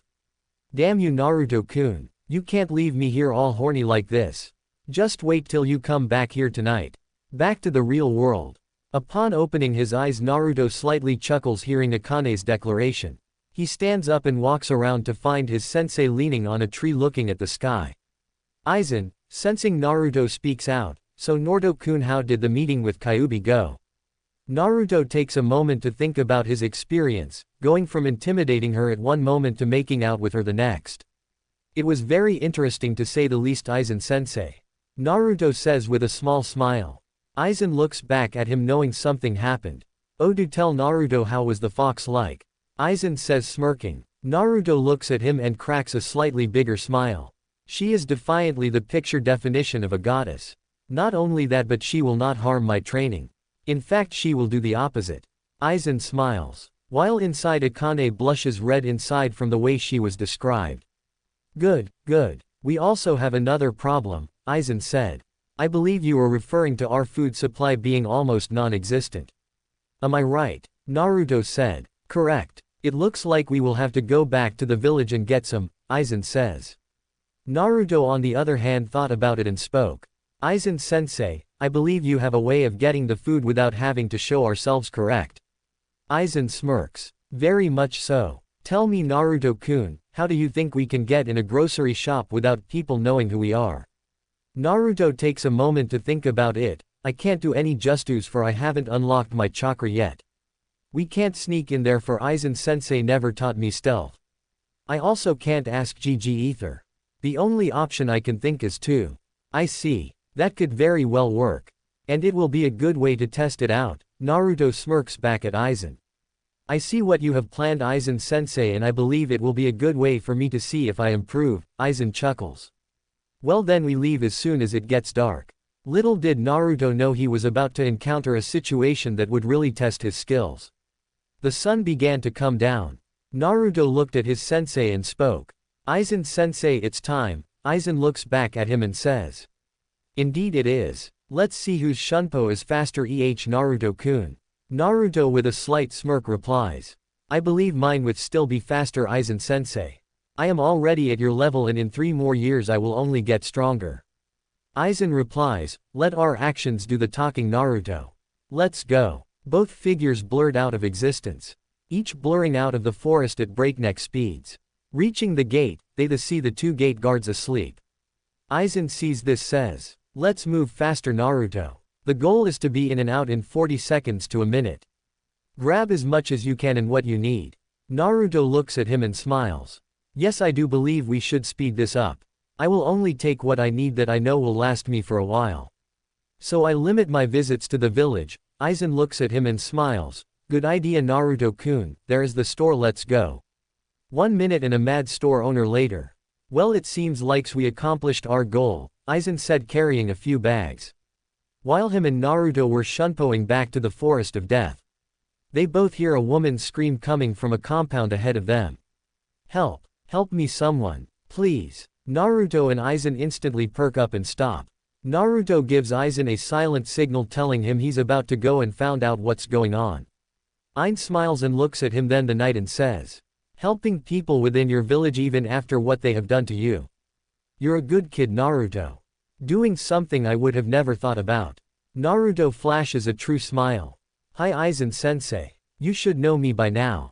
None who oppose shall live to see another day. Naruto said, putting his Aizen facade. He was about to shunpo before Aizen stopped him. Naruto, switch me swords. Naruto's head snaps back wide-eyed. Sensei, why? Surely I am not ready to handle something as beautiful or powerful. Aizen chuckles. I believe you are ready to handle my sword. Your katas are flawless. All you need to do now is just get used to the blade. Aizen unties his sheath and gives him the sheath with the scabbard. Naruto takes it into his hands somewhat shakily. Taking off his sword and sash, he trades Aizen. Marveling at how beautiful the blade is, he ties the green sash on his waist and securing the sword. He looks at Aizen and bows. Aizen-sensei, I will make you proud using this sword. This means a lot to me. Thank you. Naruto then shunpos to the compound. Aizen, while making his way to the forest, begins to think, smiling, you already made me proud, Naruto. You just don't know it yet. Uchiha compound. Makoto POV. Makoto was running around the compound frantically trying to escape from her son. Seeing all members of her clan on the ground dead. Her older son, the prodigy of their great clan, just slaughtered everyone. She had to witness her son kill his father. Makoto was having a hard time wrapping her head around this concept. She was shaking out of her thoughts when Itachi Uchiha, a graduating student at the top of his class at 7 after only 1 year, mastering their famed Dojutsu the Sharingan at 8, passing the Chunin exams at 10, and becoming an Anbu captain at age 13. No doubt he was well beyond his years. Stood in front of Makoto, blocking her only chance of escaping. Makoto stood there frozen. The only thing now that was in her way was her son. Itachi looked at her emotionless. Sharingan blazing. Makoto broke the silence. Why, Itachi-kun? Why did you slaughter our clan? Your father, your friends, tell me why. Makoto said, on the verge of tears. Itachi stood there silent. Intel speaking in his monotone voice, to test the capacity of my skills. Although you should now, Otuto is alive. I put him in a strong genjutsu. He will come to despise me. He will hate me and look to seek revenge. It ends here. Itachi took out his ninjutsu and looked at his mother for the last time. And silently whispers, forgive me, Ka-san, and brought his sword to slice her. Makoto closed her eyes believing she was going to die. It wasn't until she heard a loud clang in front of her. Opening her eyes, she sees this tall blonde man in front of her blocking her son's sword. She hears the words, I don't think that is a wise choice, Anbu-san. Naruto's POV. Naruto quickly shunput inside the compound. Upon entering he saw bodies on the ground with blood everywhere. Quickly walking to some bodies on the ground and closely examining them, it seems these kills were fast with only a single strike. Looks more like this person did not want to trend along here. Upon further inspection he spots a little boy on the ground squirming and sweating. It seems he is the only one who is alive. But it seems he is in some nightmare, he thought. Quickly picking him up and setting him down near a house. He quickly shunpos further into the compound and he comes to see two people. A man and a woman. By the looks of it she must have been the one who was screaming. Seeing this man pull his own sword coming down with an attack. Naruto quickly drew his sword to block his and said, "I don't think that is a wise choice, Anbu-san." Normal POV. Itachi was naturally surprised to who this man was that blocked his sword. He backed up from him and examined him. He looked to have normal civilian clothing on but with a green sash with a black scabbard. He responded back, "Who are you and what are you doing here?" Itachi said, forming his Mangekyo Sharingan. Naruto looks at him with a calm face and sheathes his sword and responds, "I am here for I heard someone screaming and as a concerned citizen I came by to check." Itachi responds, "From the way you drew your sword you don't look a civilian. Who are you really? That really isn't important now, Anbu-san. Tell me, why have you gone and murdered everyone here? I am very curious to hear your response." Itachi responds with the same answer he told his mom, "I did this to test my capacity of my skills." Naruto looks at him questioningly, "To test your capacity, huh? I hardly believe that's the case, Anbu-san. Why kill people who aren't up to your level when you could have clearly tested your skills among your fellow Anbu?" Naruto said. Itachi for the first time in a while became slightly stunned at his statement before Naruto continues, "So tell me again, Anbu-san, what is your true motive murdering everyone here?" For a while Itachi didn't respond. He charged Naruto with his sword in hand, planning to end him by slicing him down. It wasn't until Naruto did something that surprised him. With one hand in his pocket, Naruto quickly drew his sword with the other hand, blocking the downward strike with ease. Pushing Itachi back with his sword, he turned his head to Makoto, who was still frozen in place, and flashed her a slight smile and says, "Do not worry your little beautiful face over this. This will be quick." Makoto on the other hand blushes from cheek to cheek from the compliment she was given. She begins to wonder who this man is. Who is the blonde man? By the way he handles his sword he must be good if he can block Itachi-kun with such ease. Itachi-kun isn't a slouch in all means. Makoto starts to look at him up and down more closely. "My god, look at that body, I can literally see every muscle on him, man, I can just picture him being on M." Bad thoughts, Makoto, bad thoughts. He's probably half my age. But my god, look at him, she said somewhat dreamily. Naruto on the other hand sizes up Itachi. "Very good, his form is good. But not as good as mine. His stance is very loose with a few holes. But it mainly relies on speed. His footwork is good from the way he charged at me. But what is with those eyes? I've never seen them before. It must be an enhancement to his skills if he has them activated. But to what? His physical skills, his chakra. Well, let's see how he proceeds." Itachi, flashing through hand signs, yells, "Kaden, Gokaku no Justu, great fireball technique." A huge fireball shoots out of Itachi's mouth and heads towards Naruto. Naruto, unfazed, shunpos right behind Itachi and whispers, "Too slow, Anbu-san." Itachi hears this with wide eyes, he didn't even see him move. Capitalizing on Itachi's stunned state, Naruto draws his sword to slice him on the back. Itachi grunts, while Naruto flicks the blade with blood on it off. Itachi then begins to fight him in taijutsu using a high-level stance. But much to Itachi's surprise he is dodging with much ease. Backing off, Naruto begins to talk again. "Very good, Anbu-san, but in terms of skill you are nothing but a speck of dust compared to me." Itachi, knowing he was trying to get a rise out of him, says nothing while Naruto continues. "Tell me, is this what Anbu are capable nowadays? Looking at your skills I assume you hold a high position. But why is it you cannot still strike me? I will tell you why. You skills in Anbu standards are great, but compared to me I am on level you will not ever attain." Itachi, a little miffed, locks eyes with Naruto and whispers, "Tsukuyomi, Moon Reader." Naruto opens his eyes to see him shackled to a cross. An illusion. Impressive. But this still won't hold me, Naruto thought. Itachi appears in front of him. In the world of Tsukuyomi I control time and space.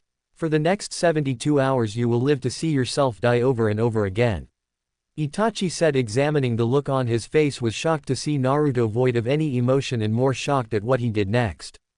It seems your eyes enhance your reflexes and gives you powerful techniques such as this.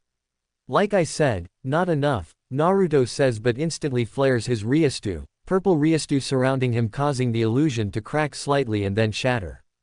Itachi looks at him wide-eyed and states, impossible, the only people capable breaking that illusion are people who have the same eyes as me. Itachi yells, showing his first emotion throughout the whole fight.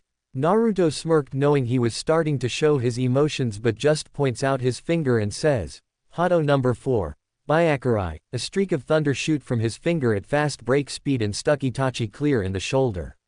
Itachi grunts a little louder before gathering more of his chakra. Looking at Naruto he retaliates. Amaterasu, heavenly illumination. Again the flame does not reach Naruto at all for him being too fast. Makoto on the other hand, watching this battle, is just completely stunned. This man is single-handedly fighting her son with ease, who is known throughout the village as one of the strongest ninjas. Oh my, I have to get to know this guy now. Hopefully he can tell me his name so I can give him an award, she thought with a blush, but turned her eyes back to the battle. Seeing the frustration on Itachi's face he speaks, again your techniques are too slow. You must be low on chakra, I presume, considering you're slouched and panting. I believe I am done playing with you. Naruto begins to flare his spiritual pressure as he did to Akane at their first meeting. Itachi soon finds himself on both knees, almost hyperventilating at the sheer weight he feels on his whole body. It's lasts for about 30 seconds and looks up to see Naruto slightly smirking. Like I said, Anbu-san, you are a nothing compared to me. That pressure you felt is my raw power alone. I only used a fraction of my power as a whole. Continuing to fight me is useless at this point. Itachi for the first time in his life looks at Naruto with fear. Figuring out that he was merely toying with him, an Anbu captain at that. Naruto began to speak again, knowing that I have this power, I would like to propose something to you. Itachi became genuinely interested in what he was going to say and said. And what would that be? Naruto looks at him and continues, right now I am not a ninja of this village, for I have yet to go the academy. Itachi became wide-eyed and his jaw dropped. This man who looked to be at least a teenager is someone who has not started the academy at all, which tells Itachi he must be younger than he really is.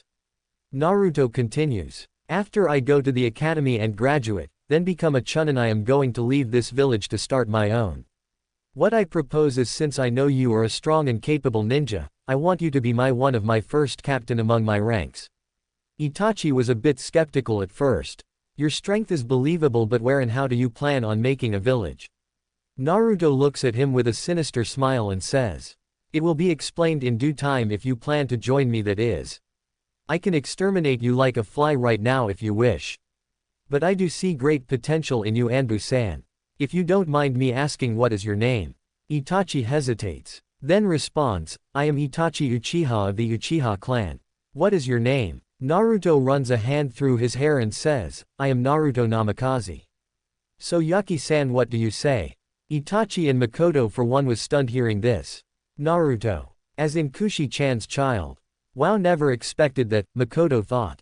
Itachi for one is still wrapping that head around his name and remembers. He's heard of him as the Jinchuriki of the Nine-Tailed Fox. He also knew the treatment the villagers gave him, for he was one of the Anbu that was assigned to watch Naruto whether he knew it or not. Breaking him out of his thoughts, Naruto continues, Itachi-san, I sense Hokage Gigi and 4 other energies on their way here. Make your decision now, Naruto said a little more intimidatingly, rising his spiritual pressure again. Itachi instantly recognizes the power and quickly responds. Give me time to think about it, Naruto-kun. All I can say is this was a mission given to me, for I will become a nuke nin. If I'm correct, we will see each other again very soon. Naruto sat there examining his options of his response. Sensing no deception, he responds. Very well, Itachi-san. I will let you leave. You better make sure we do keep in contact.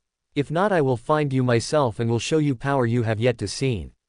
Naruto says indifferently. Itachi nods his head and says. Yes, we will. And also, can you please look over my Ka-san?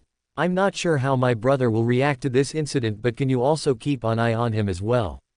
Naruto nods his head. Very well, make sure you contact me in 3 to 4 years' time, for I will become an official ninja and set my plan into motion.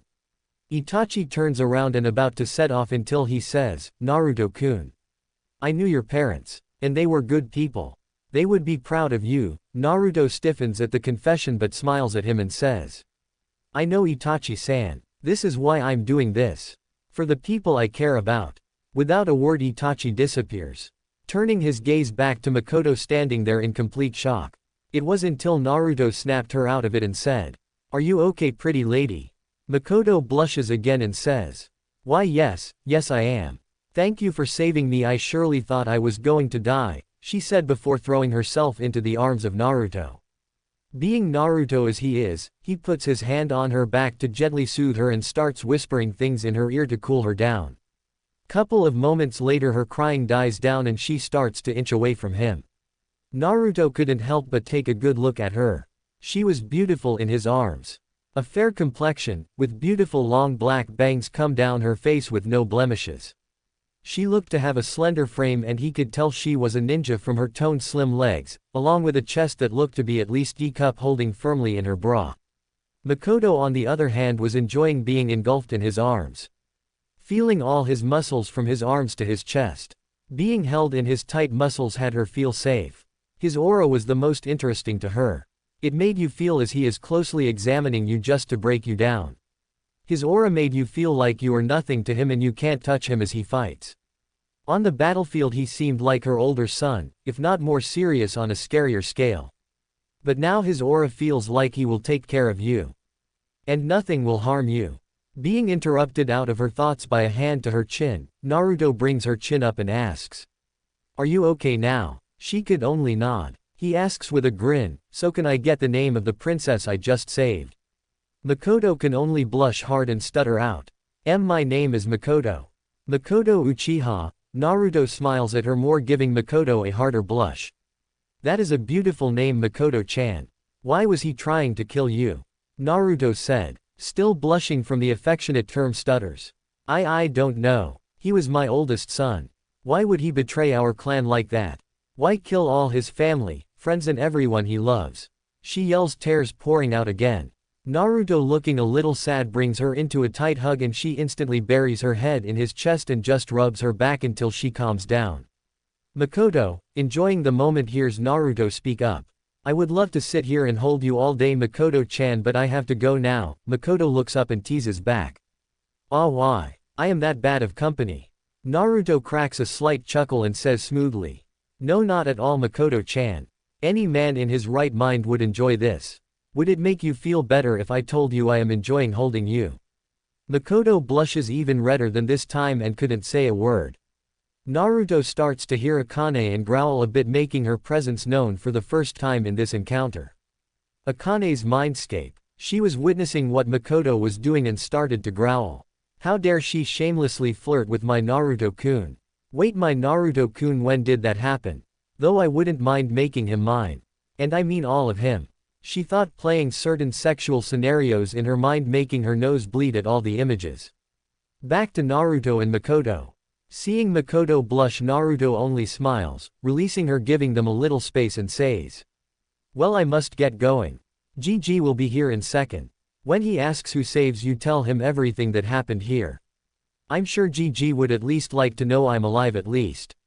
She nods her head as Naruto turns around to try and get back to the forest, but hears something from Makoto that makes him flinch.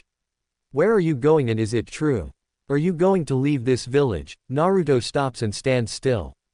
Turning around to look at her, he sighs and runs a hand through his hair and says, Yes, I am. When I become of Chunin rank, I will leave this wretched village to start my own. Makoto says, I want to go with you, she says. Making Naruto slightly stunned before reining himself in. What would be your motive? You have been in this village your whole life. What would be in it for you to defect? You still have a child here. Why? Naruto said, turning his facial features serious. I have nothing to live for except my son. I want to know how this will affect him in the future. I believe he will seek revenge. I'm hoping I can steer him away from that. But all I know is I want to start anew. This place will only serve as a memory of what happened, Makoto retorts. Naruto studying here seeing the logic in her statement speaks up. Very well, you can come. But you will have to wait a couple years. For am I on a training with my sensei away from the village? Makoto nods and asks, so you're coming back then in a few years? What if you don't come back? What if you decided to leave me? Where am I going to go? What am I going to do? She yells hysterically. Not knowing how to proceed and get her to quiet down, he does what he thinks is right at the moment. Walking towards her he gently grabs her cheek and caresses it. Then follows it up with a deep searing kiss to her lips. Makoto was stunned for a moment before deepening the kiss. Surprising Naruto by her actions, he begins to deepening as well making her moan into the kiss. A few seconds later he's the first to pull back and says. There, remember that kiss Makoto-chan. It's my promise to you that I'll be coming back. Without another word he shunpos out of the compound back to the forest to try and catch up with Aizen. Makoto still in a daze thought one thing, wow he has the softest lips ever. And he's a great kisser. Makoto suddenly hears a voice. Ikoto-chan, Makoto-chan are you alright? She hears someone say. She focuses her gaze on the person and it appears to be Sarutobi and some Anbu behind him. Hello Hokage-sama, and yes I am fine. Sarutobi notices her glazed eyes and asks, what happened here, who did this? Makoto began to explain how everyone in the compound got slaughtered by her oldest son even her husband leaving everyone dead except her son. Then she tells about how she almost died if it weren't for a blonde swordsman. Sarutobi being a little more interested asked who it was. Her answer shocked Sarutobi. Explaining it was Naruto, she began to tell him how he beat Itachi with ease and was toying with him. This further shocked Sarutobi to his core. He knew Itachi was one of the best ninjas in the village. Even the Anbu were amazed. No one was ever up to Itachi's level during his time in the ANBU. Hearing that an 8-year-old was capable of feat shocked them. Especially a purple-haired sword-loving kunoichi in the group. Remembering what he looked like in the Forest of Death she began to blush under her mask. But what interested her was the boy's supposed sword skill. She knew Itachi-senpai was excellent at sword and had almost to no flaws. She knew she had to meet him and maybe test her skills. Sarutobi was in deep thought about it. Naruto-kun, it's almost only 1 year and you're able to single-handedly defeat one of my best operatives. What of training have you been doing? Sarutobi snapping out of his thoughts tells Anbu to fetch Sasuke and get him and Makoto to the hospital. Both Sarutobi and Makoto ended their night with thoughts of the same blonde boy. With Naruto. A couple minutes later reaching a clearing he spots Aizen meditating. Aizen sensing him speaks up. How is it Naruto-kun? Naruto sits down next to him and lays back on the grass to gaze at the sky and says. Nothing I couldn't handle. It seems my Hado has gotten better in power and accuracy. Not only that but my speed was no match for the man I fought. It seems he held a high position within the Anbu. Aizen smirks and say, wouldn't expect anything else from you. Your training is almost over. And for that the only thing left is to find your Zanpakuto spirit. What did Kyuubi say about training by the way? Naruto thought about it and said, ah yes let me ask her. Aka-chan, aka Chan are you there? Naruto says through the mental link. Akane responds. Yes I am Naruto-kun and to answer your sensei's question I will help you will everything from chakra control, to elemental chakra and learning those justus your Hokage gave you. We should begin with that after you learn your Zanpaikuto spirit. Naruto nods and thanks her but was interrupted when Akane yells again, and you better come in here tonight so we can cuddle. Naruto chuckles and responds, well who would have thought the Kyuubi no Yoko would want to cuddle with someone like me. Well I wouldn't miss it for the world. Akane blushes, glad that Naruto couldn't see her right now. Naruto breaking the link tells Aizen everything Akane said. Being pleased with the answer Aizen says. Well rest up tonight, for the rest of this month you will try to confront your Zanpakuto spirit. After that it will have been 1 year. For the next 3 you will be refining these techniques to mere perfection. If everything works out you should be able to surpass me. Also know that once your training is complete I will have to leave. No contacting your spirit doesn't always come easily. You might have to spend weeks on it. Naruto frowning at the thought of his sensei leaving nodding says, Hi sensei I promise these next 3 years you will be proud of me and I will surpass you. Aizen smiles and thinks, you already have made me proud Naruto-kun. I just wish I could stick around and see your success. Unknown to both of them, Naruto's sword began to vibrate. Finally, Naruto-kun. I will be finally able to meet you. Finally, someone who will use my potential to change this world. I can't wait. That night Naruto went inside his mindscape during his sleep to cuddle with Akane. They spent the whole night telling each other about their lives, likes and dislikes, etc. Akane even explained to him that his mom was her previous vessel and that she was manipulated into attacking Konoha by a man named Uchiha Madara. Crying because of it, Naruto soothed her and vowed to kill this man for her. Akane instantly knew that day when she was being held like a lover, talking to each other, and him telling she was going to avenge her. She knew instantly she was beginning to fall for her vessel, surprising herself at how quick she fell in love. But she then realized she cared for him all along, and it took certain actions for her to confirm it. She only needed the right time to tell him that she was in love with him. 1 month later, 1 year finished. It's been almost 1 month since Aizen gave Naruto his sword to begin his Jinzen with, but for some reason he still wasn't making progress. Noting that his sensei said it might take longer, he started to clean the sword, making sure it was shiny. He then put it on his lap and began to meditate again. Feeling a different feeling this time than all the other times he's meditated, he tries to focus on it more. More and more, then feeling becomes more powerful until he opens his eyes. Kyoka Sugestu's world. Opening his eyes, Naruto finds himself in a field with a pond in it. The moon reflecting off the pond, being that it's night time. He looks up to see the sky.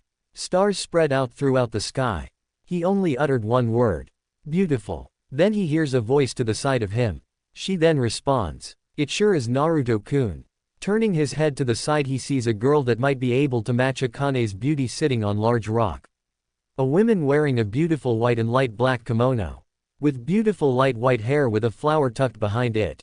She also had dark blue eyes and beautiful plump red lips. Picture Sota no Shirayuki from Bleach.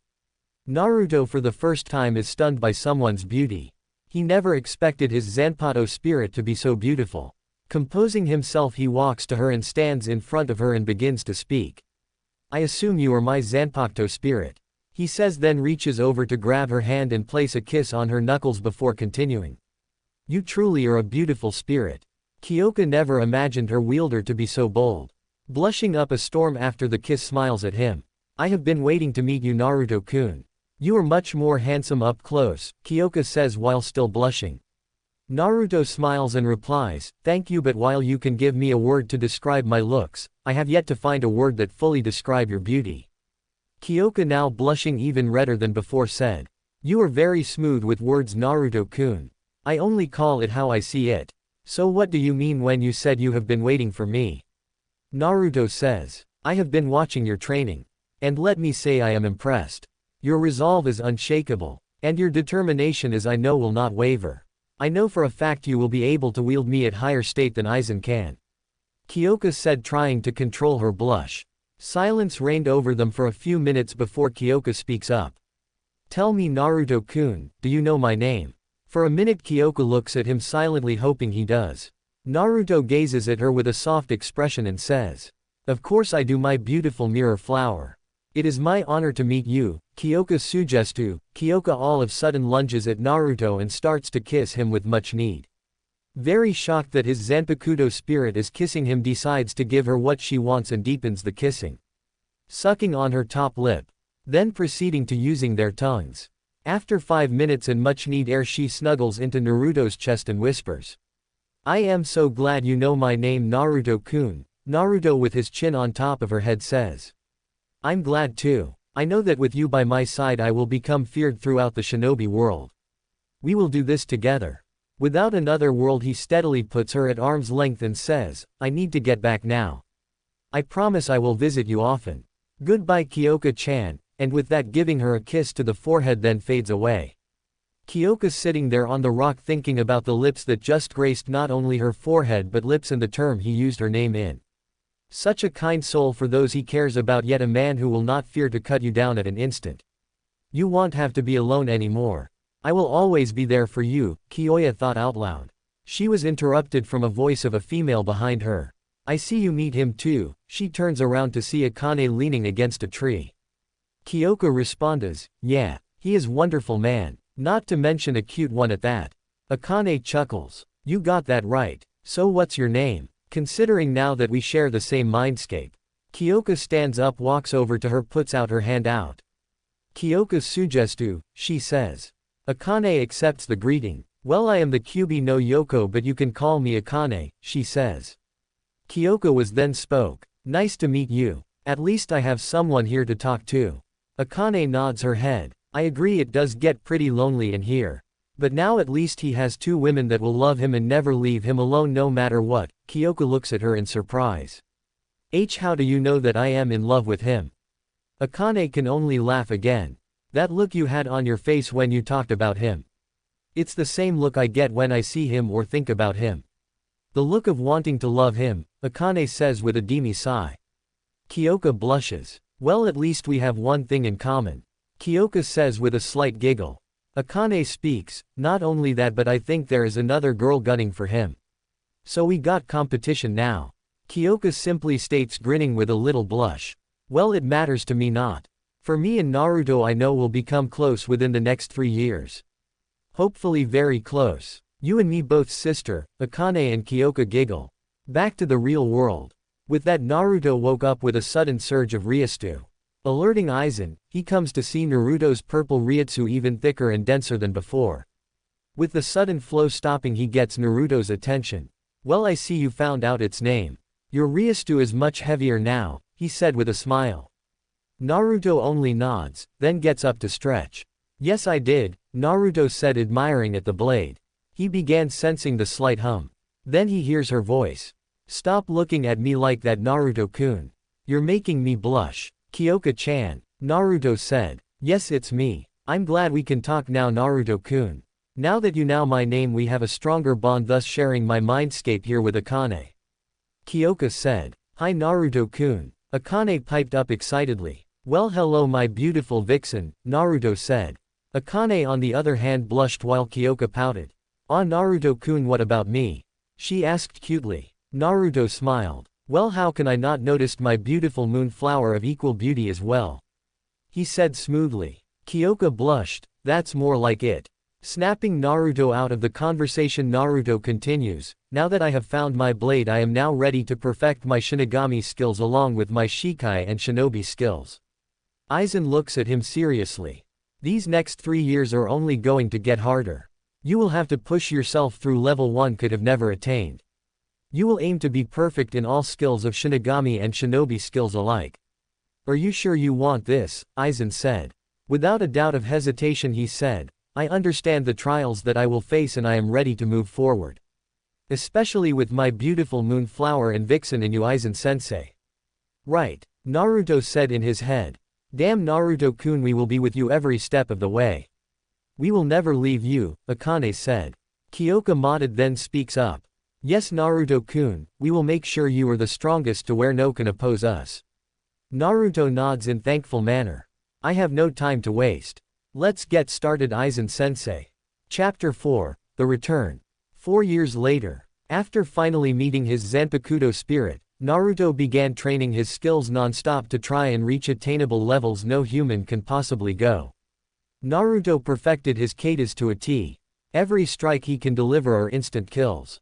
He perfected his swings to such a degree he can cleave off any body part with ease. His Zanjutsu skills have defiantly surpassed Aizen's by a mile. Naruto's Kido and Bakudo exceptionally grew also. He is able to cast level 90 Bakudos and Hados and above without an incantation. His flash step has also increased. He is faster than Aizen now, to the point he is untraceable to the human eye. Him and Kyoka Sugestu trained with each other constantly. She explained to him about her Shikai's effect. She mentioned that whenever anyone takes at least one glance at the sword they will be in complete hypnosis, being able to control a person's 5 senses, touch, smell, sight, hearing and taste. He began to train with her extensively, and with that the relationship between Kyoka and Naruto deepened, making the tactics for the use of the Shikai incredible.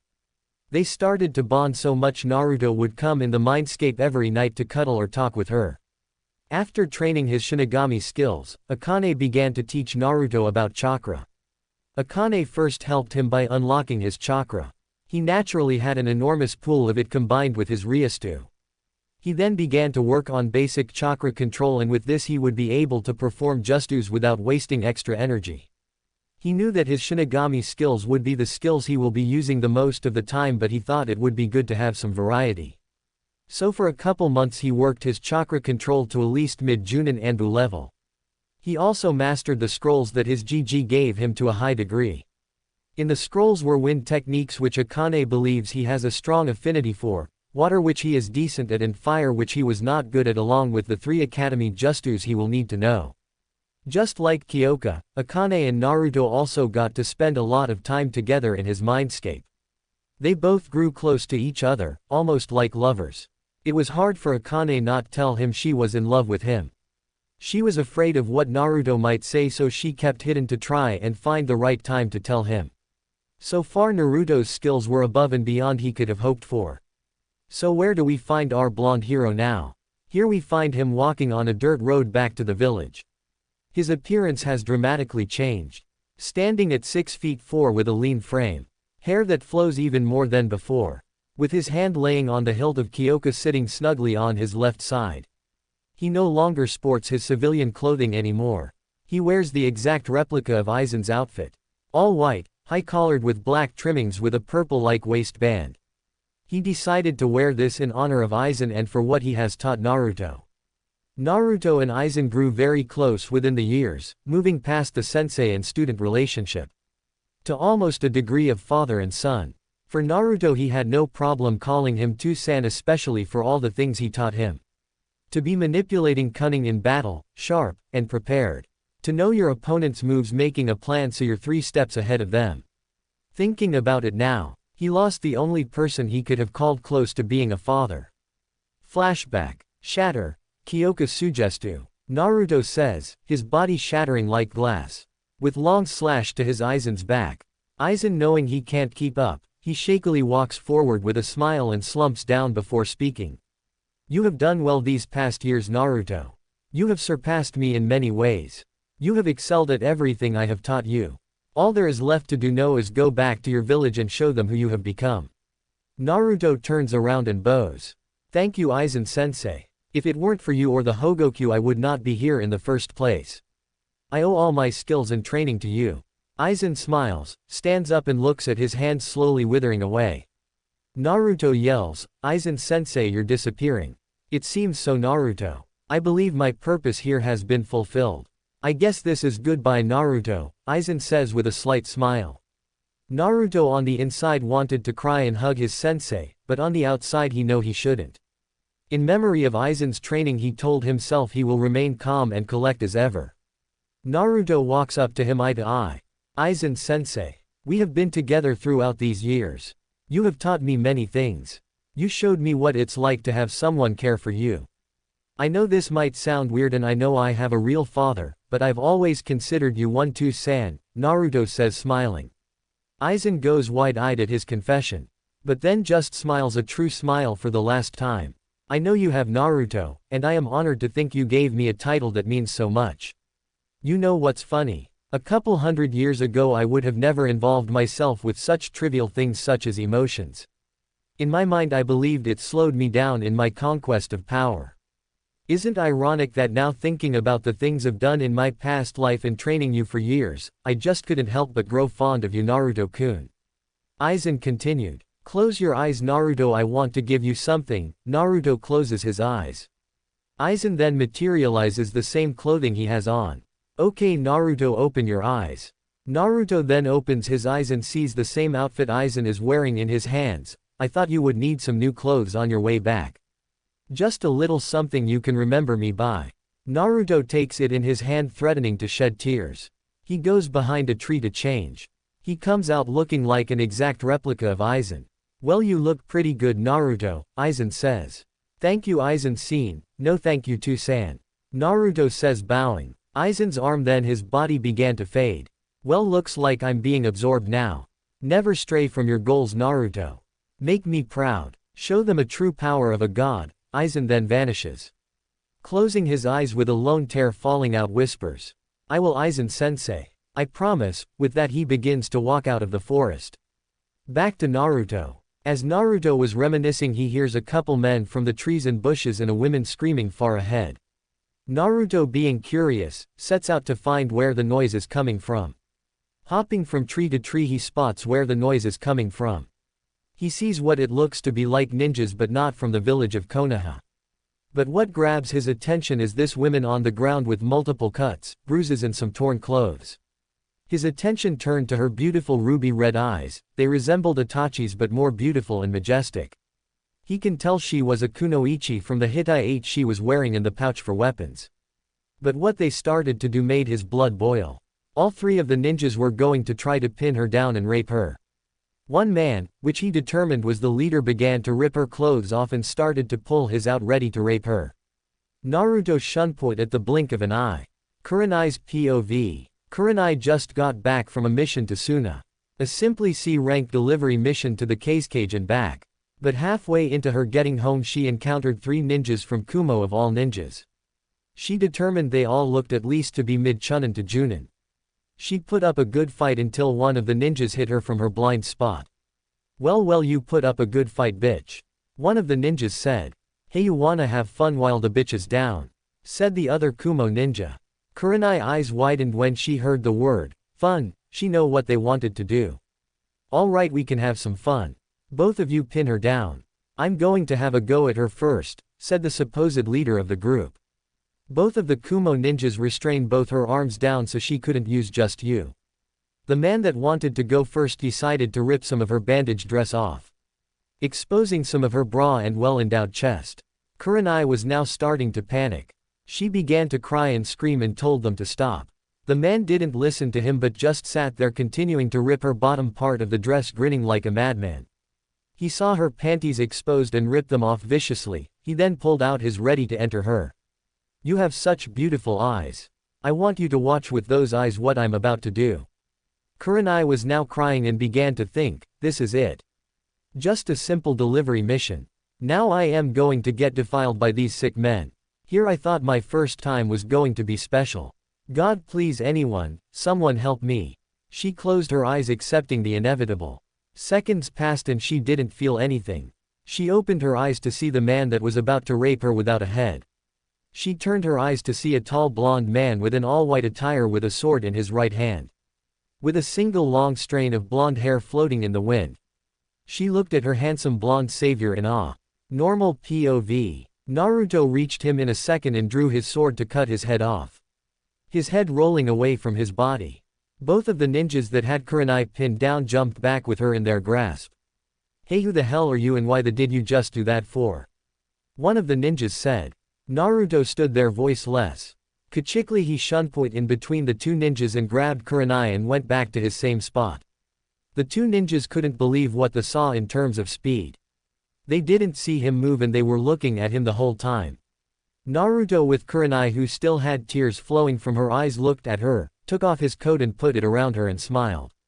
The feeling of his coat around her made her feel safe. This made Kurenai feel a little warm inside by the gesture and his smile. Don't worry now. I will handle it from here. You just rest now, Naruto said as he laid her by a tree, turning his gaze back to the ninjas. You know, you 3 were about to do an action I deem acceptable in terms of death. I am sure you can guess what it was. Flicking the blood off his sword, Naruto continued. Now that one of your own is dead, that leaves just you 2.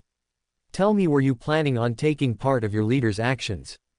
The 2 Kumo ninja looked at him as if they had seen a ghost. Both were having a hard time trying to utter a word until one spoke up. No man, we didn't want to do anything.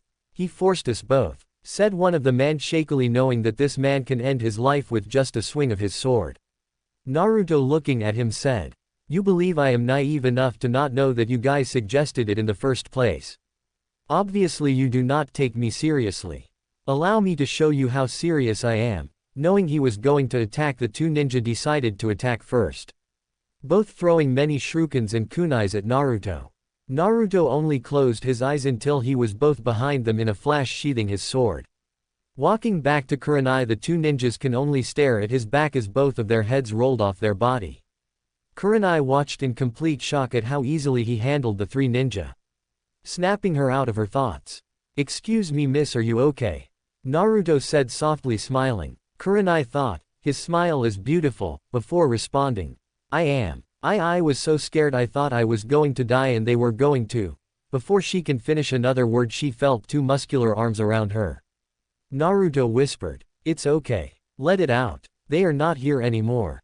They can't hurt you. Kurenai instantly hugged him tighter, knocking him on his butt, and sobbed out loud. A few minutes pass and her crying began to die down. Noticing this, Naruto speaks up. Miss Kurenai. Kurenai Yuhi, she says with a smile. Naruto smiles back, which makes Kurani feel warm again, and says, well, Kurenai-chan, I suppose you are a kunoichi from Konoha. She only nods, sort of liking the affectionate way he used her name. Naruto continues, well, that's good. I am on my way there too. We can both go together. Standing up, he offers Kurenai a hand. She begins to get up until she almost falls due to her injuries. Naruto catches her and helps her back up. You can't move on your own. I will carry you back to the village. Naruto says, leaving no room for debate. He picks her up bridal style and begins to hop from tree to the village. I never got a chance to thank you. What is your name, by the way? Kurenai asks. Naruto looks back down and say, my name is Naruto Aizen Namikaze. Glad to have your acquaintance, Kurenai-chan. Kurenai eyes widen at his last name. But while she was in his arms she turned her gaze slightly up to look at this blonde man. Namikaze. Is he related to the fourth? Just exactly who exactly is he? I might have to ask Hokage-sama. Further inspecting him, she feels his body against hers. His arms are so muscular though. Not only that, but his chest is rock hard. And his coat smells so good. How come I've never seen this man in Konoha before? He doesn't seem like a pervert even in the state I'm in. His skills are amazing too. His swordsmanship skills I think can rival Yugao-chan as well. Well, since he's going back to the village I might be able to get to know him more. She thought before unconsciously inhaling his scent of his jacket, followed by snuggling into his chest. Sensing this, Naruto can only help but smile. Konoha gates. Spotting two guards, one stops him. Halt, who are you and why is a Konoha kunoichi in your arms? Naruto responds, she was attacked by multiple enemy ninjas. She has many cuts and bruises and possibly broken bones. She could not walk by herself, so I carried her here. The guard, looking at explanation, nodded his head. Very well, bring her to the hospital, the man said. Naruto nodded and shunput inside. Both guards a little wide-eyed at the technique. Hey, what kind of technique was that? One guard said. I don't know, but it was so fast, said the other guard. Inside Konoha. Looking for the hospital, Naruto finally spots it and enters. He runs up to the front desk and tells the one of the nurses what happens, and she began to take her from her arms. Before she is about to be taken by the nurse, he stops and looks at her, not before kissing her forehead and whispering. I hope we can meet again sometime, Kurenai-chan. You can keep my jacket until the next time we meet. A mild blush could be found on her cheeks. He then begins to walk away. While one thought was on Kurenai's mind, oh, we will meet again, Naruto. I can promise you that. And I'm glad I get to keep your jacket. It gives me a reason to see you. At the Hokage Tower, Sarutobi was doing paperwork as always. Taking a break for a little bit, his thoughts began to drift off back to Naruto. It's almost been 4 years, like he said. He wasn't sure if he was coming back, but he surely hoped so. He hears a knock on his door. Come in, he says. He spots Makoto Uchiha enter. It's been almost 4 years since the incident with the clan. It seems she has partly recovered, but she was still having trouble at times. It seems Itachi was right about Sasuke. Ever since he recovered from the incident, he began to train non-stop to try and get revenge for what his brother did. Makoto tried her best to try and steer him away from getting revenge, but it didn't work. He even began to turn a cold shoulder to his mother, berating her on how she is no help to him. How are you, Makoto-chan? How is Sasuke? Makoto could only sigh. Well, I am okay. Just trying to get by. Sasuke is still the same as ever. Nothing I do works. He is too caught up being the avenger for the clan. Sarutobi only nods. Well, I can only hope that he does stray and finds a different path. Sarutobi was about to continue until he hears another knock. Come in. As soon as the door opened, both Saruboy and Makoto spots a tall blonde young man with an all-white attire and with a sword snugly strapped to his side. But what caught his eyes were his whisker marks and blue eyes. He stares before he sputters out. Naruto. Naruto can only smile. It is me GG. I have missed you. Sarutobi only stared at him. Quickly got his bearing back and beings to speak. My boy, it's been 4 years, you surely have matured. How have you been, Naruto-kun? While Sarutobi and Naruto were having their conversation, Makoto can only look at awe and shock. Standing before her was not the handsome man she saw 4 years ago. If it was possible, he got even more handsome. His aura seemed to feel more fierce. It could tell you that he was not someone you would want to mess with. NN Naruto-kun, Makoto utters. Breaking from their conversation, Naruto looks at Makoto only for him to inspect her. She looked even better than she did before. He was glad the incident didn't affect her that much. He smiles. Hello Makoto-chan. I told you I would come back. Makoto leaps from where she's standing into Naruto's arms, hugging him tightly. She begins to sob a little. Naruto only soothes her and whispers, I missed you Makoto-chan. Makoto felt her heart skip a little. He missed me, she thought. After a few minutes, Sarutobi speaks up. Well, now that you're acquainted with each other, what can you say about your skills? I can say now with the training I have that my skills are untouchable to anyone here, Naruto says. Oh, you don't say, my boy. Well, still up for that sparring match that I said we would have? Sarutobi says, smirking. Naruto only chuckles slightly. Yes, I am GG. Know that I will not take it easy on you. Sarutobi only smiles. Wouldn't have it any other way, Naruto-kun. Now that you're here, I have to tell you something. Naruto intently listening. I believe you will want to take up the last name of your father, I assume. Well, I will be inviting all the Junins and higher-ups to watch our sparring match. If you can beat me, I will announce your name and give you the inheritance your mom and dad would have wanted you to have, and I also have a certain law that I believe you should be aware of since you're taking your father's name. Sarutobi says. Naruto responds, very well. What will my inheritance include and what is the law? And I also have one request for our spar. Sarutobi responds, well, that will include your money from your father's bank account, and not only that but his house that he used to live in. This law is called the CRA, or the Clan Restoration Act. It is for people who are the last of their clan. Being that you are the last Uzumaki and Namikaze, you will have to marry a certain number of girls before you're 18. I'm just letting you know before the council tries to implore it on you. Also, what would that request be, my boy? Naruto looked a little shocked at the words he said. Wow, never thought I would have to marry multiple girls. Well, I accept and know that I will not take any shit from the council and know that I will deal with whatever they have to say in a couple days. As for my request, I would like to have your best swordsman here to test my sword skills, Naruto says. Are you sure about me getting our strongest swordsman, Naruto-kun? Sarutobi says. Naruto only nods. Very well, it will be done. Tomorrow at noon at the Chunin exam stadium. So tell me, how did your training go? He says. With the two began to catch up about what happened these past years. Makoto on the other hand had different thoughts. He will be in the CRA. Huh, well, this might be good. I will just have to play my cards right and see where this takes us. What Naruto didn't know was that Makoto developed a crush on him a few years after she was saved by him. After talking with Sarutobi, he follows the direction he gave him to find his house. Many people were looking at him weirdly as if they have never seen him before. While many of the women were looking at him with blushes and mild lust. Well, at least they aren't calling me demon brat now. But we will see how long that lasts, Naruto thought. Aka-chan, Kyoka-chan, you guys there? Naruto says. Yes, I am Naruto-kun. How does it feel to be back in this village? Akane says with disgust. It's alright, but we will see how they all react tomorrow at the news of who I am. And how they spat on their Hokage's last wish, Naruto says. Kyoka speaks up. Don't worry about it, Naruto-kun. I can't wait to see their faces tomorrow when you showcase your skills. Naruto only nods.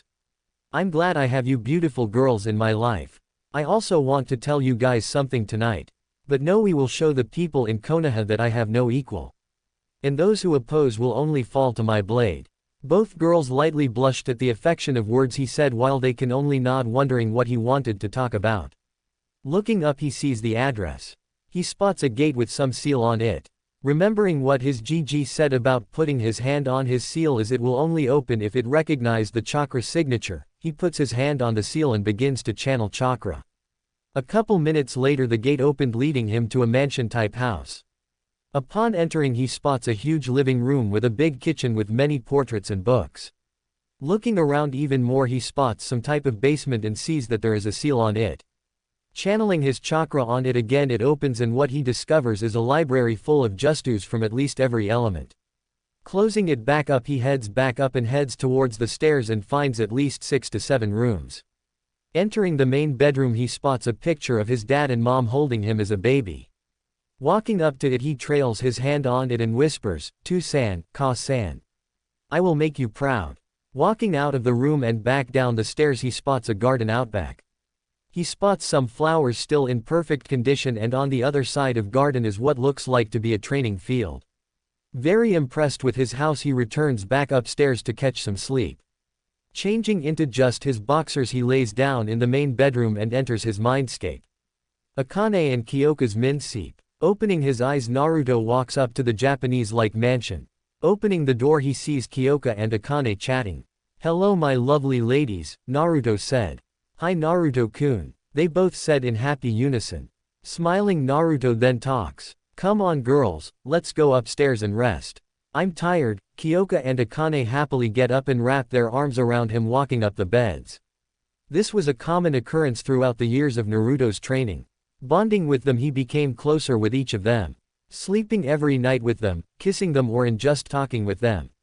Upon reaching the bed he flops down while Akane and Kyoka take one of his sides and snuggle up into him.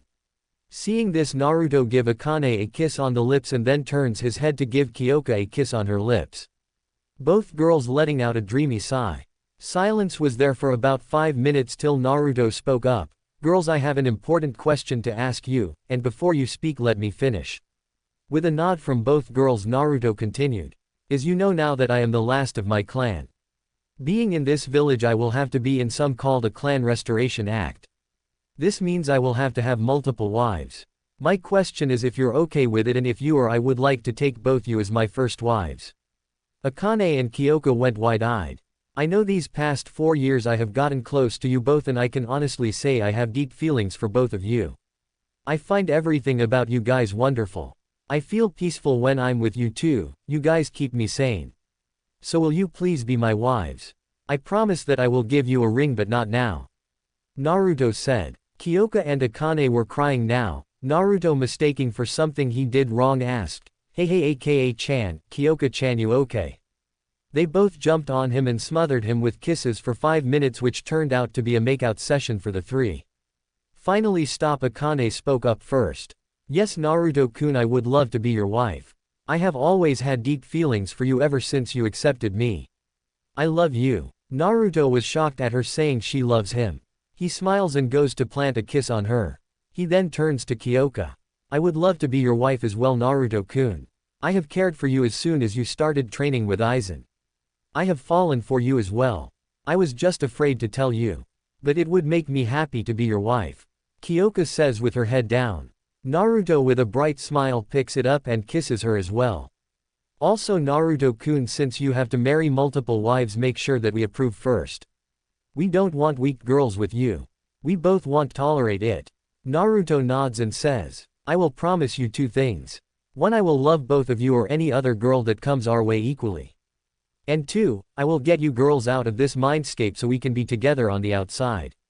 Akane and Kyoka can see the determined look in his eyes and only smiled. A smile that was reserved for him.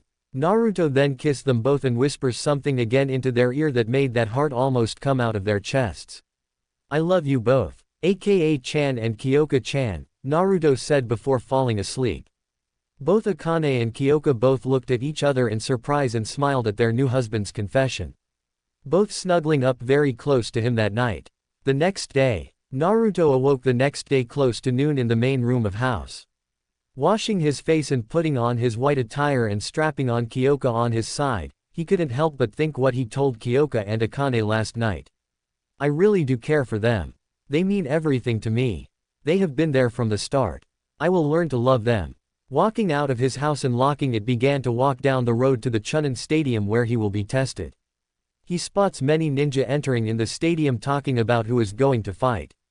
Seeing the entrance he enters the Chunin Stadium. As everyone was taking their seats, A purple-haired kunoichi with a trench coat and fishnet clothing leaving nothing to the imagination walks up to a ruby-eyed genjutsu mistress who already has taken her seat. "Hey Kur-chan," Anko says. Turning her gaze to Anko she replies. "Hello there Anko-chan." A couple minutes later all the junins who knew each other sat together. A man named with grey gravity-defying hair was spotted with them also reading his little orange book, making the women around him a little peeved at first. Also a man with a cigarette in his mouth and a scruffy full-on beard was there taking his seat right next to Kurenai, much to her dismay. A man with a bowl-shaped haircut and green spandex also sat near them yelling something about the springtime of youth. These were Kakashi Hatake, Asuma Sarutobi and Might Guy. Anko then speaks up. "So who do you think the guy is that's going to sparring with the old man?" Everyone wondered about this also. "I'm not sure Anko-chan, although he must be good to have Hokage-sama invite everyone here to watch let alone spar with Hai," Kakashi said. While Guy shouted, "His skills must be so youthful to have has come here. Right Kakashi, my greatest rival." Kakashi flipped another page before saying, "You say something Guy." Guy face faults, "Curse you and your youthfulness." Meanwhile Asuma was attempting to talk to Kurenai. "So Kurenai-chan, I was wondering if after this you would like to go on a date tonight." Kurenai then responds. "Sorry Asuma, I can't. I'm having a girls' night out." Asuma a little down just says. "Yeah sure okay maybe next time," while Asuma was back to thinking of a way to get her to say yes to a date. While Kurenai was thinking about a certain blonde man, maybe I should try and find him after this. I didn't even get a chance to thank him properly. Plus I still have his jacket." Shaking her out of her thoughts, she heard the Hokage-sama speak up. Upon hearing his speech the mystery man entered. Looking closer Kurenai spots the man she was thinking about. Blonde hair, slim figure and all. Without consciously thinking she yells, "Hey Naruto-kun." Having everyone in the stadium look at her.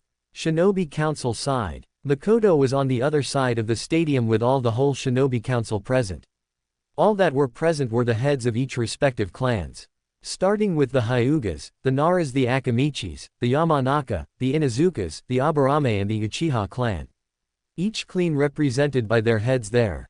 The Hyugas well known for the clan eyes, the Byakugan and their clan style taijutsu known as the gentle fist that targets special points in your body shutting down your chakra. Hiyashi Hyuga known as the head of the clan. Having long black hair and wearing loose traditional robes accompanied with pupil-less white eyes. Shikaku Nara, with 2 scars on the right side of his face. He had dark hair tied up into a spiky ponytail, dark eyes as well as a goatee. The Nara clan known for the impressive IQ and laziness. They are masters at using the shadow to their advantage by trapping opponents and killing them. Next was Choza Akamichi, a large man with long red hair, with purple markings on his cheeks and samurai-like outfit. The Akamichis are known for the consumption of food turning it into energy. Their clan's technique is known for their body part expansions. Sitting next to Choza was a man with long blonde hair reaching his back with spikes in the front with blue-green eyes. His name was Inoichi Yamanaka, head of the Yamanaka clan. Their clan being known for the flower shop and using their skills for interrogation and espionage.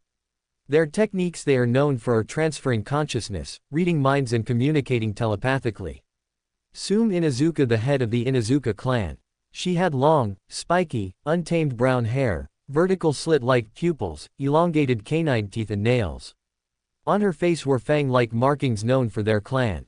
A clan that are known for their dog companions. And being able to use collaboration techniques with their companions. Next were the Aburame clan. The head, being Shibi Aburame being very stoic and silent. He wears dark glasses with very spiky short black hair and a mustache.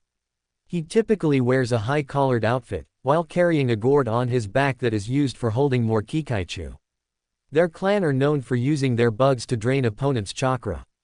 And lastly Makoto Uchiha, head of the Uchiha clan. Luckily for her she began to train after she was saved by Naruto. Although she tried training with her son, he would outright refuse telling her she was worthless and doesn't deserve being called the head, saddened by his choice. Makoto, ever since she became a housewife she started to slack a little on her kunoichi skills. Luckily for her she was able to train her Sharingan making her worthy of the clan head title. Being that she was the head of the Uchiha clan now she had to show up. although she didn't mind knowing that her Naruto was about to fight today. Well, trying to make him hers. But she always was curious about how his skills have grown. And now she will get to find out. Sarutobi finishing his speech has Naruto enter. Walking in, Makoto seeing him couldn't help but marvel at how handsome he is. It was then she heard a woman yell, "Hey Naruto-kun," instantly flashing her Sharingan at the women who said his name like that. Who the hell is she and how the hell does she know Naruto-kun? Good afternoon ladies and gentlemen. I'm glad you all can come here today. Today I have a very special treat for you. It will be a sparring match against me and our top swordsman, one of my Anbu. Her name is Neiko. Many of you think this man would be crazy to challenge an Anbu and the Hokage of all things, but I believe you will be very surprised at what he is able to do. Let's start this. Let him in, Sarutobi announced. Naruto opened the door and began to walk towards the field. Hands in his pocket, hair flowing in the wind. Taking small steps to analyze who were in the stadium. He saw that many of the kunoichi were blushing and drooling over him. Go figure. Upon analyzing the crowd he hears a girl shout, "Hey Naruto-kun." Turning his gaze to who shouted he spotted Kurenai. Smiling Naruto responds, "Hello Kurenai-chan, nice to see you again." In the stands, Kurenai can only stare at his beautiful face until she heard Enko yell, "You're that Gaki in the forest I saw a couple years ago." Snapping her out of her thoughts she says, "You know him Enko-chan?" Kurenai says. Enko looks at her and responds, "I don't know him, but I saw him train at the Forest of Death with another man. His skills at the time looked at least mid-Junin level." Enko grinning continues, "Enough about me Kur-chan, how do you know this blonde hunk?" Kurenai blushes a little. "Well, I was attacked by 3 Kumo ninjas, they were going to do something I would not like to speak of, but he came out of nowhere and killed them. He saved me and then carried me to the hospital," Kurenai said, although thinking about his smile, his scent and kiss to her forehead. "Well, this is going to be good then. He must have improved dramatically. He must also be fighting Yugao-chan then, since she is the only one who knows how to wield a sword properly." Enko said. Back to Naruto. He continues walking and spots Makoto on the other side. She smiles at him. Naruto seeing this smiles at her brightly, making Makoto and some of the girls melt at his smile. Finally reaching the middle he sees a woman in a cat mask with her Anbu attire. They both hear Sarutobi speak. For the first match, it will be a spar in only swords. Here today to test this man is Neiko. At my signal you can begin. As soon Neiko looked up she was instantly surprised of this blonde man she had met 4 years ago. Sarutobi looks at both of them and says, "Hajime." Neiko jumps back and draws his sword. While Naruto sat there lazily with his hand loosely at the hilt. For a couple minutes no one moved. Neiko sat there examining him. So this is the Naruto that fought Itachi-senpai. I can't tell much from his stance. Although he fought and beat Itachi-senpai, so I better not underestimate him. He looks very relaxed in his lazy stance. So it seems he will be ready for any attack. Well, here we go. Neiko, tired of waiting, lunges to deliver a few test slashes on him to test his reflex. Surprisingly it was on point. She decided to step her speed to maximum, trying to deliver a few slashes. To her surprise he was dodging her strikes with ease at her full speed. After Neiko not being able to reach her, jumps back to separate. Naruto then speaks to her. "Very good Neiko-san. Your swordsmanship skills are above average at best. But it seems you cannot hit me. If you're trying to hit me, stop putting distance between us." Neiko immediately shoots off to slash at him again. As expected by Naruto, he is dodging flawlessly again. Putting her fingers in cross she makes 3 clones. All 3 have leaped to him, forming him in triangle before lunging forward to slice him, saying, "Mikazuki no Might Dance of the Crescent Moon." Soon 3 Nekos went to slice him. It seemed that all 3 of their blades hit him. Only for her to find out the image of Naruto began to vanish. Hearing a voice behind her. "Well Neiko-san, it seems you have missed yet again. You have to try much harder than that to stab someone like me." Neiko sits there in shock of what just happened. What the hell? That attack was spot on. The point of this move was to capitalize on the blind spot. This move is usually flush. Naruto seeing her in thought talks. "Yes, you believe by cornering me there would be no way for me to block an attack since you attacked from all of my blind spots. Very clever move Neiko-san. But what you didn't account for is one thing." Naruto continues. My speed cannot be equaled.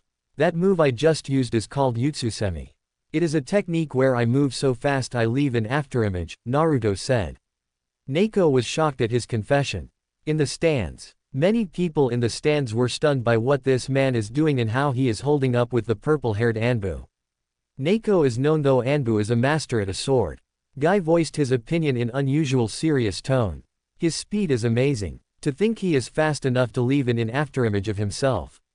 I would say he is faster than me with my weights off and a couple gates open. Many people in the audience that were around the Junins were very shocked at Guy's confession. Kurenai was the first one to break the silence. Are you sure about that, Guy? Don't you think you over-exaggerating just a little bit? You are the fastest Junin here.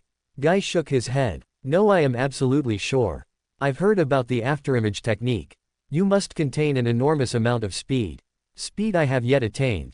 Guy then broke it in a nice guy pose. His speed is so youthful though. If I cannot get to his speed in a week I will do push-ups with only my teeth. Everyone around him face faulted at his actions. Well, that was nice while it lasted, Anko said. Kakashi puts his book down and pulls up his Sharingan eye to watch this fight closely, very curious to who this guy is. Well, this will only get interesting from here, Kakashi said. Kurenai and Anko were both thinking, you just get more and more interesting. Makoto on the other hand was shocked at how Naruto was handling an Anbu operative. It seemed no matter how much Anbu Kunoichi tried, she couldn't touch him at all. Many discussions began on the Shinobi Council. His speed is incredible. And to think he will be sparring with Hokage-sama next, Inoichi said. Well, based on his performance now I believe he should be evenly matched with Hokage-sama, Shikaku said. Sume and Makoto were wide-eyed. You really don't think that, do you, Shikaku-san? Sume asked. Shikaku was going to respond until Shibi interrupted. I believe Shikaku is right. Based on his speed alone he is able to counter every one of Neko's strikes. Neko is our best swordsman within the Anbu. What's more troubling is he has yet to display any of his skills with his sword or Justus. Everyone can only take the information in. While the noble Hyuga was in thought with Byakugan active. I can't seem to follow his movements with eyes. Even when I'm straining, who is this man? Back to Naruto. Knowing that my speed cannot be equaled by anyone in this village, what will you do? Will you continue your fruitless attempts to slice me or will you forfeit? Neko then speaks up for the first time during the match. I will not lose. I will prove to you that I am worthy of the title of Konoha's sword mistress. Neko then lounges at Naruto with full strength and speed. As she approached, Naruto only stood there with his hands in his pocket with a stoic expression. As soon as the sword was about to come down on his head, Naruto raises his left arm, catching the sword with one finger, surprising the hell out of Neko and everyone in the audience. Neko then notices he is gone, but only for her to find him behind her, breathing in her ear. This is useless, Neko-san. Please forfeit, Naruto said, slightly sniffing her hair, making her shiver. My Neko-chan, your hair smells amazing. He began to touch it with his fingers, then eventually slide down his arm to rub her bare arms softly, then put his head on top of her shoulder and began talking. The operative, Neko, was blushing at his intimate actions, especially in battle. She then felt his head on top of her shoulder and his arm encircle her waist. She heard him whisper she couldn't help but blush even more. Please, Neko-chan, please give up. You are very good with a sword. You no doubt have my respect. Let's end this. With a sigh she could only nod and said in a whisper. Very well, I believe we should. Naruto only smirked and said, can I have your name by any chance, Neko-chan? Neko only stuttered out, it's Yugao Azuki. Well, Moonflower, huh? A very beautiful name. I wish I can get to see what you look like under that mask. I assume you must look like an angel. Yugao only blushed again. Well, maybe if you stick around you might be able to find out, she teasingly said. Naruto only smiled. Well, after this match is over, why don't you say we go and get to know each other better? Yugao could only nod. He steps back and nods to Sarutobi, giving him the signal for his win. The winner, Naruto Namikaze, Sarutobi said with a smirk. In the stands, everyone in the stands were silent for two facts. One, he easily overpowered Yugao's sword with one finger and he easily overpowered her. And the second, they just had their Hokage-sama announce the boy's whole name. Knowing he is the demon boy they all knew and that he has the last name of their fourth Hokage only seemed to make them clean their ears and disbelieve what they heard. The girls in the stadium were thinking about other things. The way he brought her defenses down, oh boy how they wished it was them in her place with such an intimate position. Makoto and Kurenai can only glare at Yugao for getting such an action out of him. They both wished it was their shoulder his chin was on. After a moment of pure silence many people began to shout out of outrage for their Hokage said. Many shouts can be heard. The demon brat is back. One civilian shouted. No way that piece of scum is related to the Yondaime. Shouted a Junin. Cries that were heard from the audience was enough. The Sandaime raised his killing intent silencing them.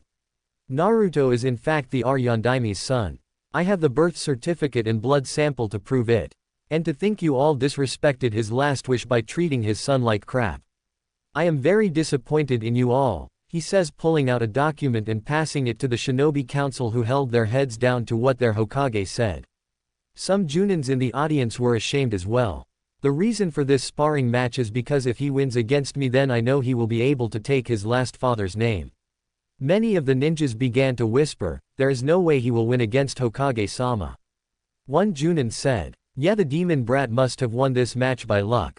While the whisper were going on all the Junins except Makoto and Kurenai were surprised at the news of his last name.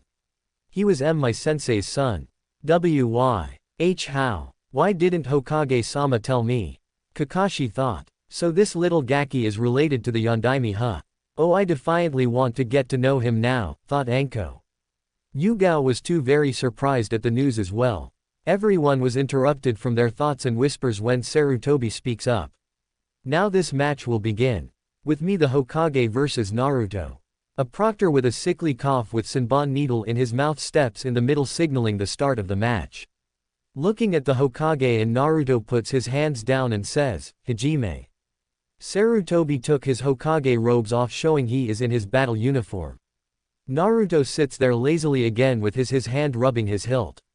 Naruto-kun please stopping rubbing me, Kyoka says with a blush. I am sorry Kyoka-chan. Your hilt is so beautiful I can't help but marvel at it, Naruto said. Sarutobi then pulls out a shuriken and puts his hands together and says, Shuriken Shadow Clone Technique. The one shuriken turned into hundreds flying at Naruto. Naruto only looked at it passively. Only before masking his arm with his purple Ryastu batting away the shuriken. Sarutobi looked a little surprised before forming more hand signs and saying, Doden, Doryuden, Earth Release. Earth Dragon Bullet, a dragon-like head of mud shoot out of the ground at fast speeds towards Naruto. Only for Naruto to shunpo out of the way. Your techniques are to slow Hokage Gigi. You can't touch me with any of your justus, Naruto says. Sarutobi studies him before moving. Well my boy it seems you are good. But let me show you why I am the Hokage, making his hand into a cross sign says, Kage Bunshin no Jutsu, Shadow Clone Technique. 3 exact replicas of Sarutobi appeared. Both lunged at Naruto engaging him in hand-to-hand combat while the real Sarutobi and a clone started making different hand signs before both shouted different justus. Doden, Doryuden, Earth Release. Earth Dragon Bullet. The other clone shouted, Kaden, Karyuden, Fire Release. Fire Dragon Bullet. The two justus combined with each other shooting towards Naruto. Naruto was analyzing the situation at hand. Well this is impressive. Using 3 clones of himself. 2 to attack and distract me while GG and the other clone do a collaboration just you. By the looks of the just you it seems like it has increased in speed and power. If I don't react soon I might get caught with it considering he poured somewhat a lot of chakra into these clones to hold me still. Naruto instantly switched to defending with one arm with both of the clones which surprised a lot of people. Shifting his angle so his side was facing the just you, it almost hit him until Naruto says, El Escudo. The shield with one hand a green-like shield appeared blocking the powerful just you with ease. Sarutobi stood there surprised at how easily it was blocked. Naruto taking control of the shocked Sarutobi shunput behind the 2 clones giving 2 chops to the back of their head instantly poofing out of existence while Sarutobi dispels the other clone. In the stands, many of the people in the audience were stunned that this boy was holding his own with the Hokage. Not a lot of people could hold their own against the Sandaime regardless of his age. I can't believe he is faring against Hokage-sama. To think this is a sparring match for them. It's incredible. And that shield Naruto pulled up. He didn't even use hand signs. To block such an attack with two affinities combined isn't any easy thing to do, Kakashi said. Oh my, his power is so sexy. Enko said grinning. Kurenai only looked annoyed at what she said. While both Guy and Asuma were just watching with their jaws hanging. Many of the heads of the Shinobi Council were as shocked as well. What the hell, was all Sume and Makoto could say with their mouths hanging. Well, it seems my theory of Naruto is correct, Shikaku says. All the heads of the council turned to him intently listening, even Hiyashi was leaning towards the conversation. And what did you analyze about Naruto, Shikaku-san? Sume said, very curious as the rest of the council were. Sighing, Shikaku began, look at the way he has been moving against Hokage-sama. The speed at which he moves tells me he moves at least cage level and above. His speed rivals the Hirishin if not above it. Many of the mouths dropped at the thought of moving faster the Hirishin, the one move that ended a war and that made Minato a double S-class ninja. Shikaku continuing, not only that but one of his techniques didn't require hand signs. This man has been single-handedly toying with Hokage-sama. He has yet to perform any of his moves or pull his sword out. This tells me that his hidden moves must be stronger than they really are as well, and he wants to hold some kind of trump card over him. When he starts to use his techniques, I believe Hokage-sama won't be able to keep up. All were silent at his revelation. Shikaku, are you sure? I mean, Hokage-sama is still very strong despite his old age. Right. Makoto speaking for the first time in the conversation. Shikaku only sighs, watch and see then. Back to the fight. Naruto then pointed his index finger out and said, let's begin the real match. GG. Know that I will not pull punches. It is my turn, Naruto gathering Ryastu says, Hado number 4, Byakurai. A fast, concentrated thunderbolt shot into Sarutobi's left arm, pushing him back. Blood started to drip out of his shoulder. I didn't even see it hit me. It also required no hand seals. Sarutobi thought. Naruto shunput and held his blade to Sarutobi's throat. Give it up, GG. I don't want to hurt you any further than I have to. Sarutobi could only chuckle with slight pain. You have grown so much, Naruto-kun. You even have surpassed me, and I believe you surpassed your mom and dad. They would both be so proud of you. I am proud of you as well. Naruto only smiles and walks up to Sarutobi and gives him a hug on the battlefield while Sarutobi slightly winces. Arigato, GG, that means a lot to me. I will hold the will of fire that you believe in so much. But I also have something very important to discuss when you're patched up. Sarutobi only nods before saying, winner Naruto Namikaze. The crowd were deathly silent. No one spoke at what they just witnessed. Shikaku sighs, I told you. He didn't even pull his sword out either. Well, it seems we have a above cage level shinobi on our hands. No one spoke for several minutes. Before they heard a clap on the Shinobi Council side, surprisingly Hiyashi initialing it. More claps being to join in before the whole audience roared. Makoto and Kurenai screamed, go Naruto-kun. The Junins around Kurenai looked at her with weird looks before she turned her face away with a tint of pink on her cheeks at what she just said. While the heads of the Shinobi Council looked at Makoto as well with weird looks before she turned away blushing as well. Naruto could only look at everyone at the crowd with a passive face, but if you saw closely a slight smirk. Before Sarutobi speaks, well, you all saw it here. I deem Naruto worthy to carry his last name. He will receive his inheritance as well.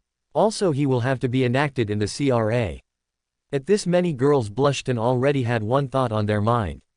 That concludes it for today. Thank you. Sarutobi Shunshin's making his way to the hospital. While Naruto began to walk away from the stadium, he soon encountered the whole Shinobi Council and some Junins in front of him. Naruto stopped and placed his hand on his hilt. Shikaku seeing this spoke up first. Don't be alarmed, Namikaze-san. We are only here to congratulate you on your match today with Hokage-sama. Many of the other heads nodded. Eyeing them curiously, Naruto says. Yes, thank you. Who are you all, by the way, if I may ask? They begin to explain how they were the heads of the noble clans of Konoha. Shikaku then speaks up again, Namikaze-san, quickly interrupted by Naruto. Just call me Naruto, he said, flashing his smile at which the girls present could only blush a little at how handsome he looked. Naruto, why didn't you try to end the battle quickly instead of toying with him? Naruto with an eyebrow raised says. Well, it seems you noticed, huh? Very observant of you. Well, I simply was trying to see what GG was capable of. I'm sorry to say, but GG can never hope to defeat me with his current skills, which is why I ended it. If I perceived him as a threat, it would have lasted longer. Shikaku only nods, confirming his theory of the boy. Looking at Makoto, he smiles and says, Hello there, Makoto-chan, you look lovely today. Makoto blushes. Why, thank you, Naruto-kun. You did very good with your match today, Makoto said, still red-faced.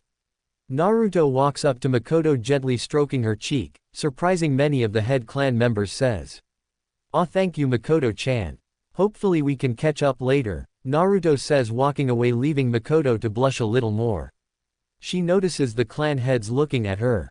What? She says in a slight daze before she walked away. Walking out of the stadium and to the Hopegate Tower, many people were staring and whispering things about him being the Yondaime's son and many things like that. Walking, he heard Akane and Kyoka speak for the first time since the beginning of the battle. Hey Naruto-kun, they both said. Hey girls, why didn't you speak to me while I was fighting? Naruto said. Kyoka spoke first. We didn't want you to lose any focus, Naruto-kun, so we just stayed quiet. Naruto only nods. So how did you think I did? Akane responds. You did great, Naruto-kun. All the training has paid off. You are possibly the strongest shinobi yet. Naruto smiles. Thank you, aka-chan, Kyoka-chan. I miss you girls, both of them blushed before yelling. If you miss us so much, then you better be here tonight to cuddle with us. Naruto slightly chuckles. Of course I will. Who would miss out on a chance to cuddle with two lovely goddesses? Reaching his destination, he walks through the entrance. Hokage Tower. Reaching the front desk, he reaches a lady stationed there. Wanting to meet his GG, the lady directs him upstairs. Naruto knocked and heard, enter. Before him stood his GG and what it looked like to be many high-level ninjas, among them arguing until all their eyes met his. Before Naruto's arrival to the office, Sarutobi was holding his migraine in right now. After he got patched up and went back to do work in his office, he was bombarded with all the Junins asking questions about Naruto. It wasn't until one got his attention. Sarutobi, why didn't you tell me Naruto was my sensei's son? Kakashi said loudly. At the moment, everyone stopped chattering to look at the two. Sarutobi remained silent. This scene seemed to remind him of when he told Naruto about his parents. Hoping it wasn't a replay of that, Sarutobi spoke up. Kakashi, you took the deaths of your teammates and Minato's very hard. I doubt you could have done anything even if I told you. What did you do after it, Kakashi? You drowned yourself in Anbu missions trying to forget the pain of losing everyone near you. You simply weren't fit to take care of him. Kakashi instantly lunges and takes Sarutobi by the collar and pins him to the wall. At that moment, the Anbu that were hidden in place had their kunais ready to stab the ex-Anbu captain. Kakashi-senpai, stop this. One Anbu said. Not loosening his grip, Kakashi yelled, I could have at least provided him a home, something to eat. I know I wouldn't be there for him as much, but at least it would be something. Sarutobi only sighs. Yes, it would have been something, but like I said before, you were in no position to take care of someone else when you couldn't take care of yourself. Be mad at me, Kakashi, but I did what was best, Sarutobi says. Loosening his grip on the Hokage, he lets go. Then they all hear a knock. Enter, Sarutobi says. In comes the topic of their discussion. Back to Naruto. Examining everyone in front of him, he could tell some Junins were there still uncomfortable with him being in that room from their looks of their body language. Looking around, he spots a purple-haired woman with a trench coat with a beautiful body eyeing him from head to toe. Doing the same, he could tell she was very beautiful despite her provocative wear. When their eyes meet, he pierced his gaze into her. Like he was examining her soul. Enko, being captivated by his strong gaze, couldn't look away. After a few moments, he smiles at her, making her smile mischievously. Turning his gaze to a woman beside her, she spots Kurenai. Naruto smiling says, Hi Kurenai-chan. You're looking very lovely today if I do say so myself. Kurenai lightly blushes. Well, thank you, Naruto-kun. You don't look too bad yourself. That was an amazing match you had today. I'm surprised at how strong you are, Kurenai said, still lightly blushing. Seeing this, Naruto egged it on more. Yes, thank you Kurenai-chan, but you know I'm glad to have someone as beautiful as you cheering me on when I was there. And for that I thank you. Walking up to Kurenai, he grabs one of her hands and plants 2 light kisses on her knuckles. Full-blown blushing now, Kurenai couldn't help but stifle a little giggle. Many Junins in the room were simply amazed at how he handled Kurenai. Did he not know that this was Kurenai Yuhi, one of Konoha's ice queens, to always shut a guy down and castrate anyone who made those types of advances on her?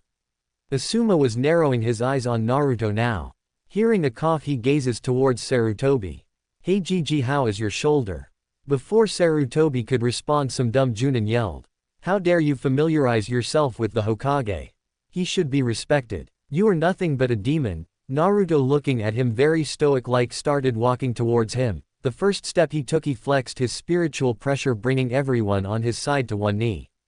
Continuing to take more steps, he flexed it more and more till everyone was on the ground. It was worse for the man who spoke out, considering it was aimed at him. Reaching the man who yelled, he looks down. Would you like to repeat that? All he could hear was gurgle, for the man was choking. GG are for you guys. Hokage-sama is someone I hold dear. If you have any problem, please, be kind and speak up. I am fair when it comes to opinions. Raising his spiritual pressure just a little more, the man was flat on his stomach. No opinions. Well, good. We can continue then. Letting go of his spiritual pressure, everyone was silently relieved that he stopped. They all felt helpless, like being paralyzed by death itself.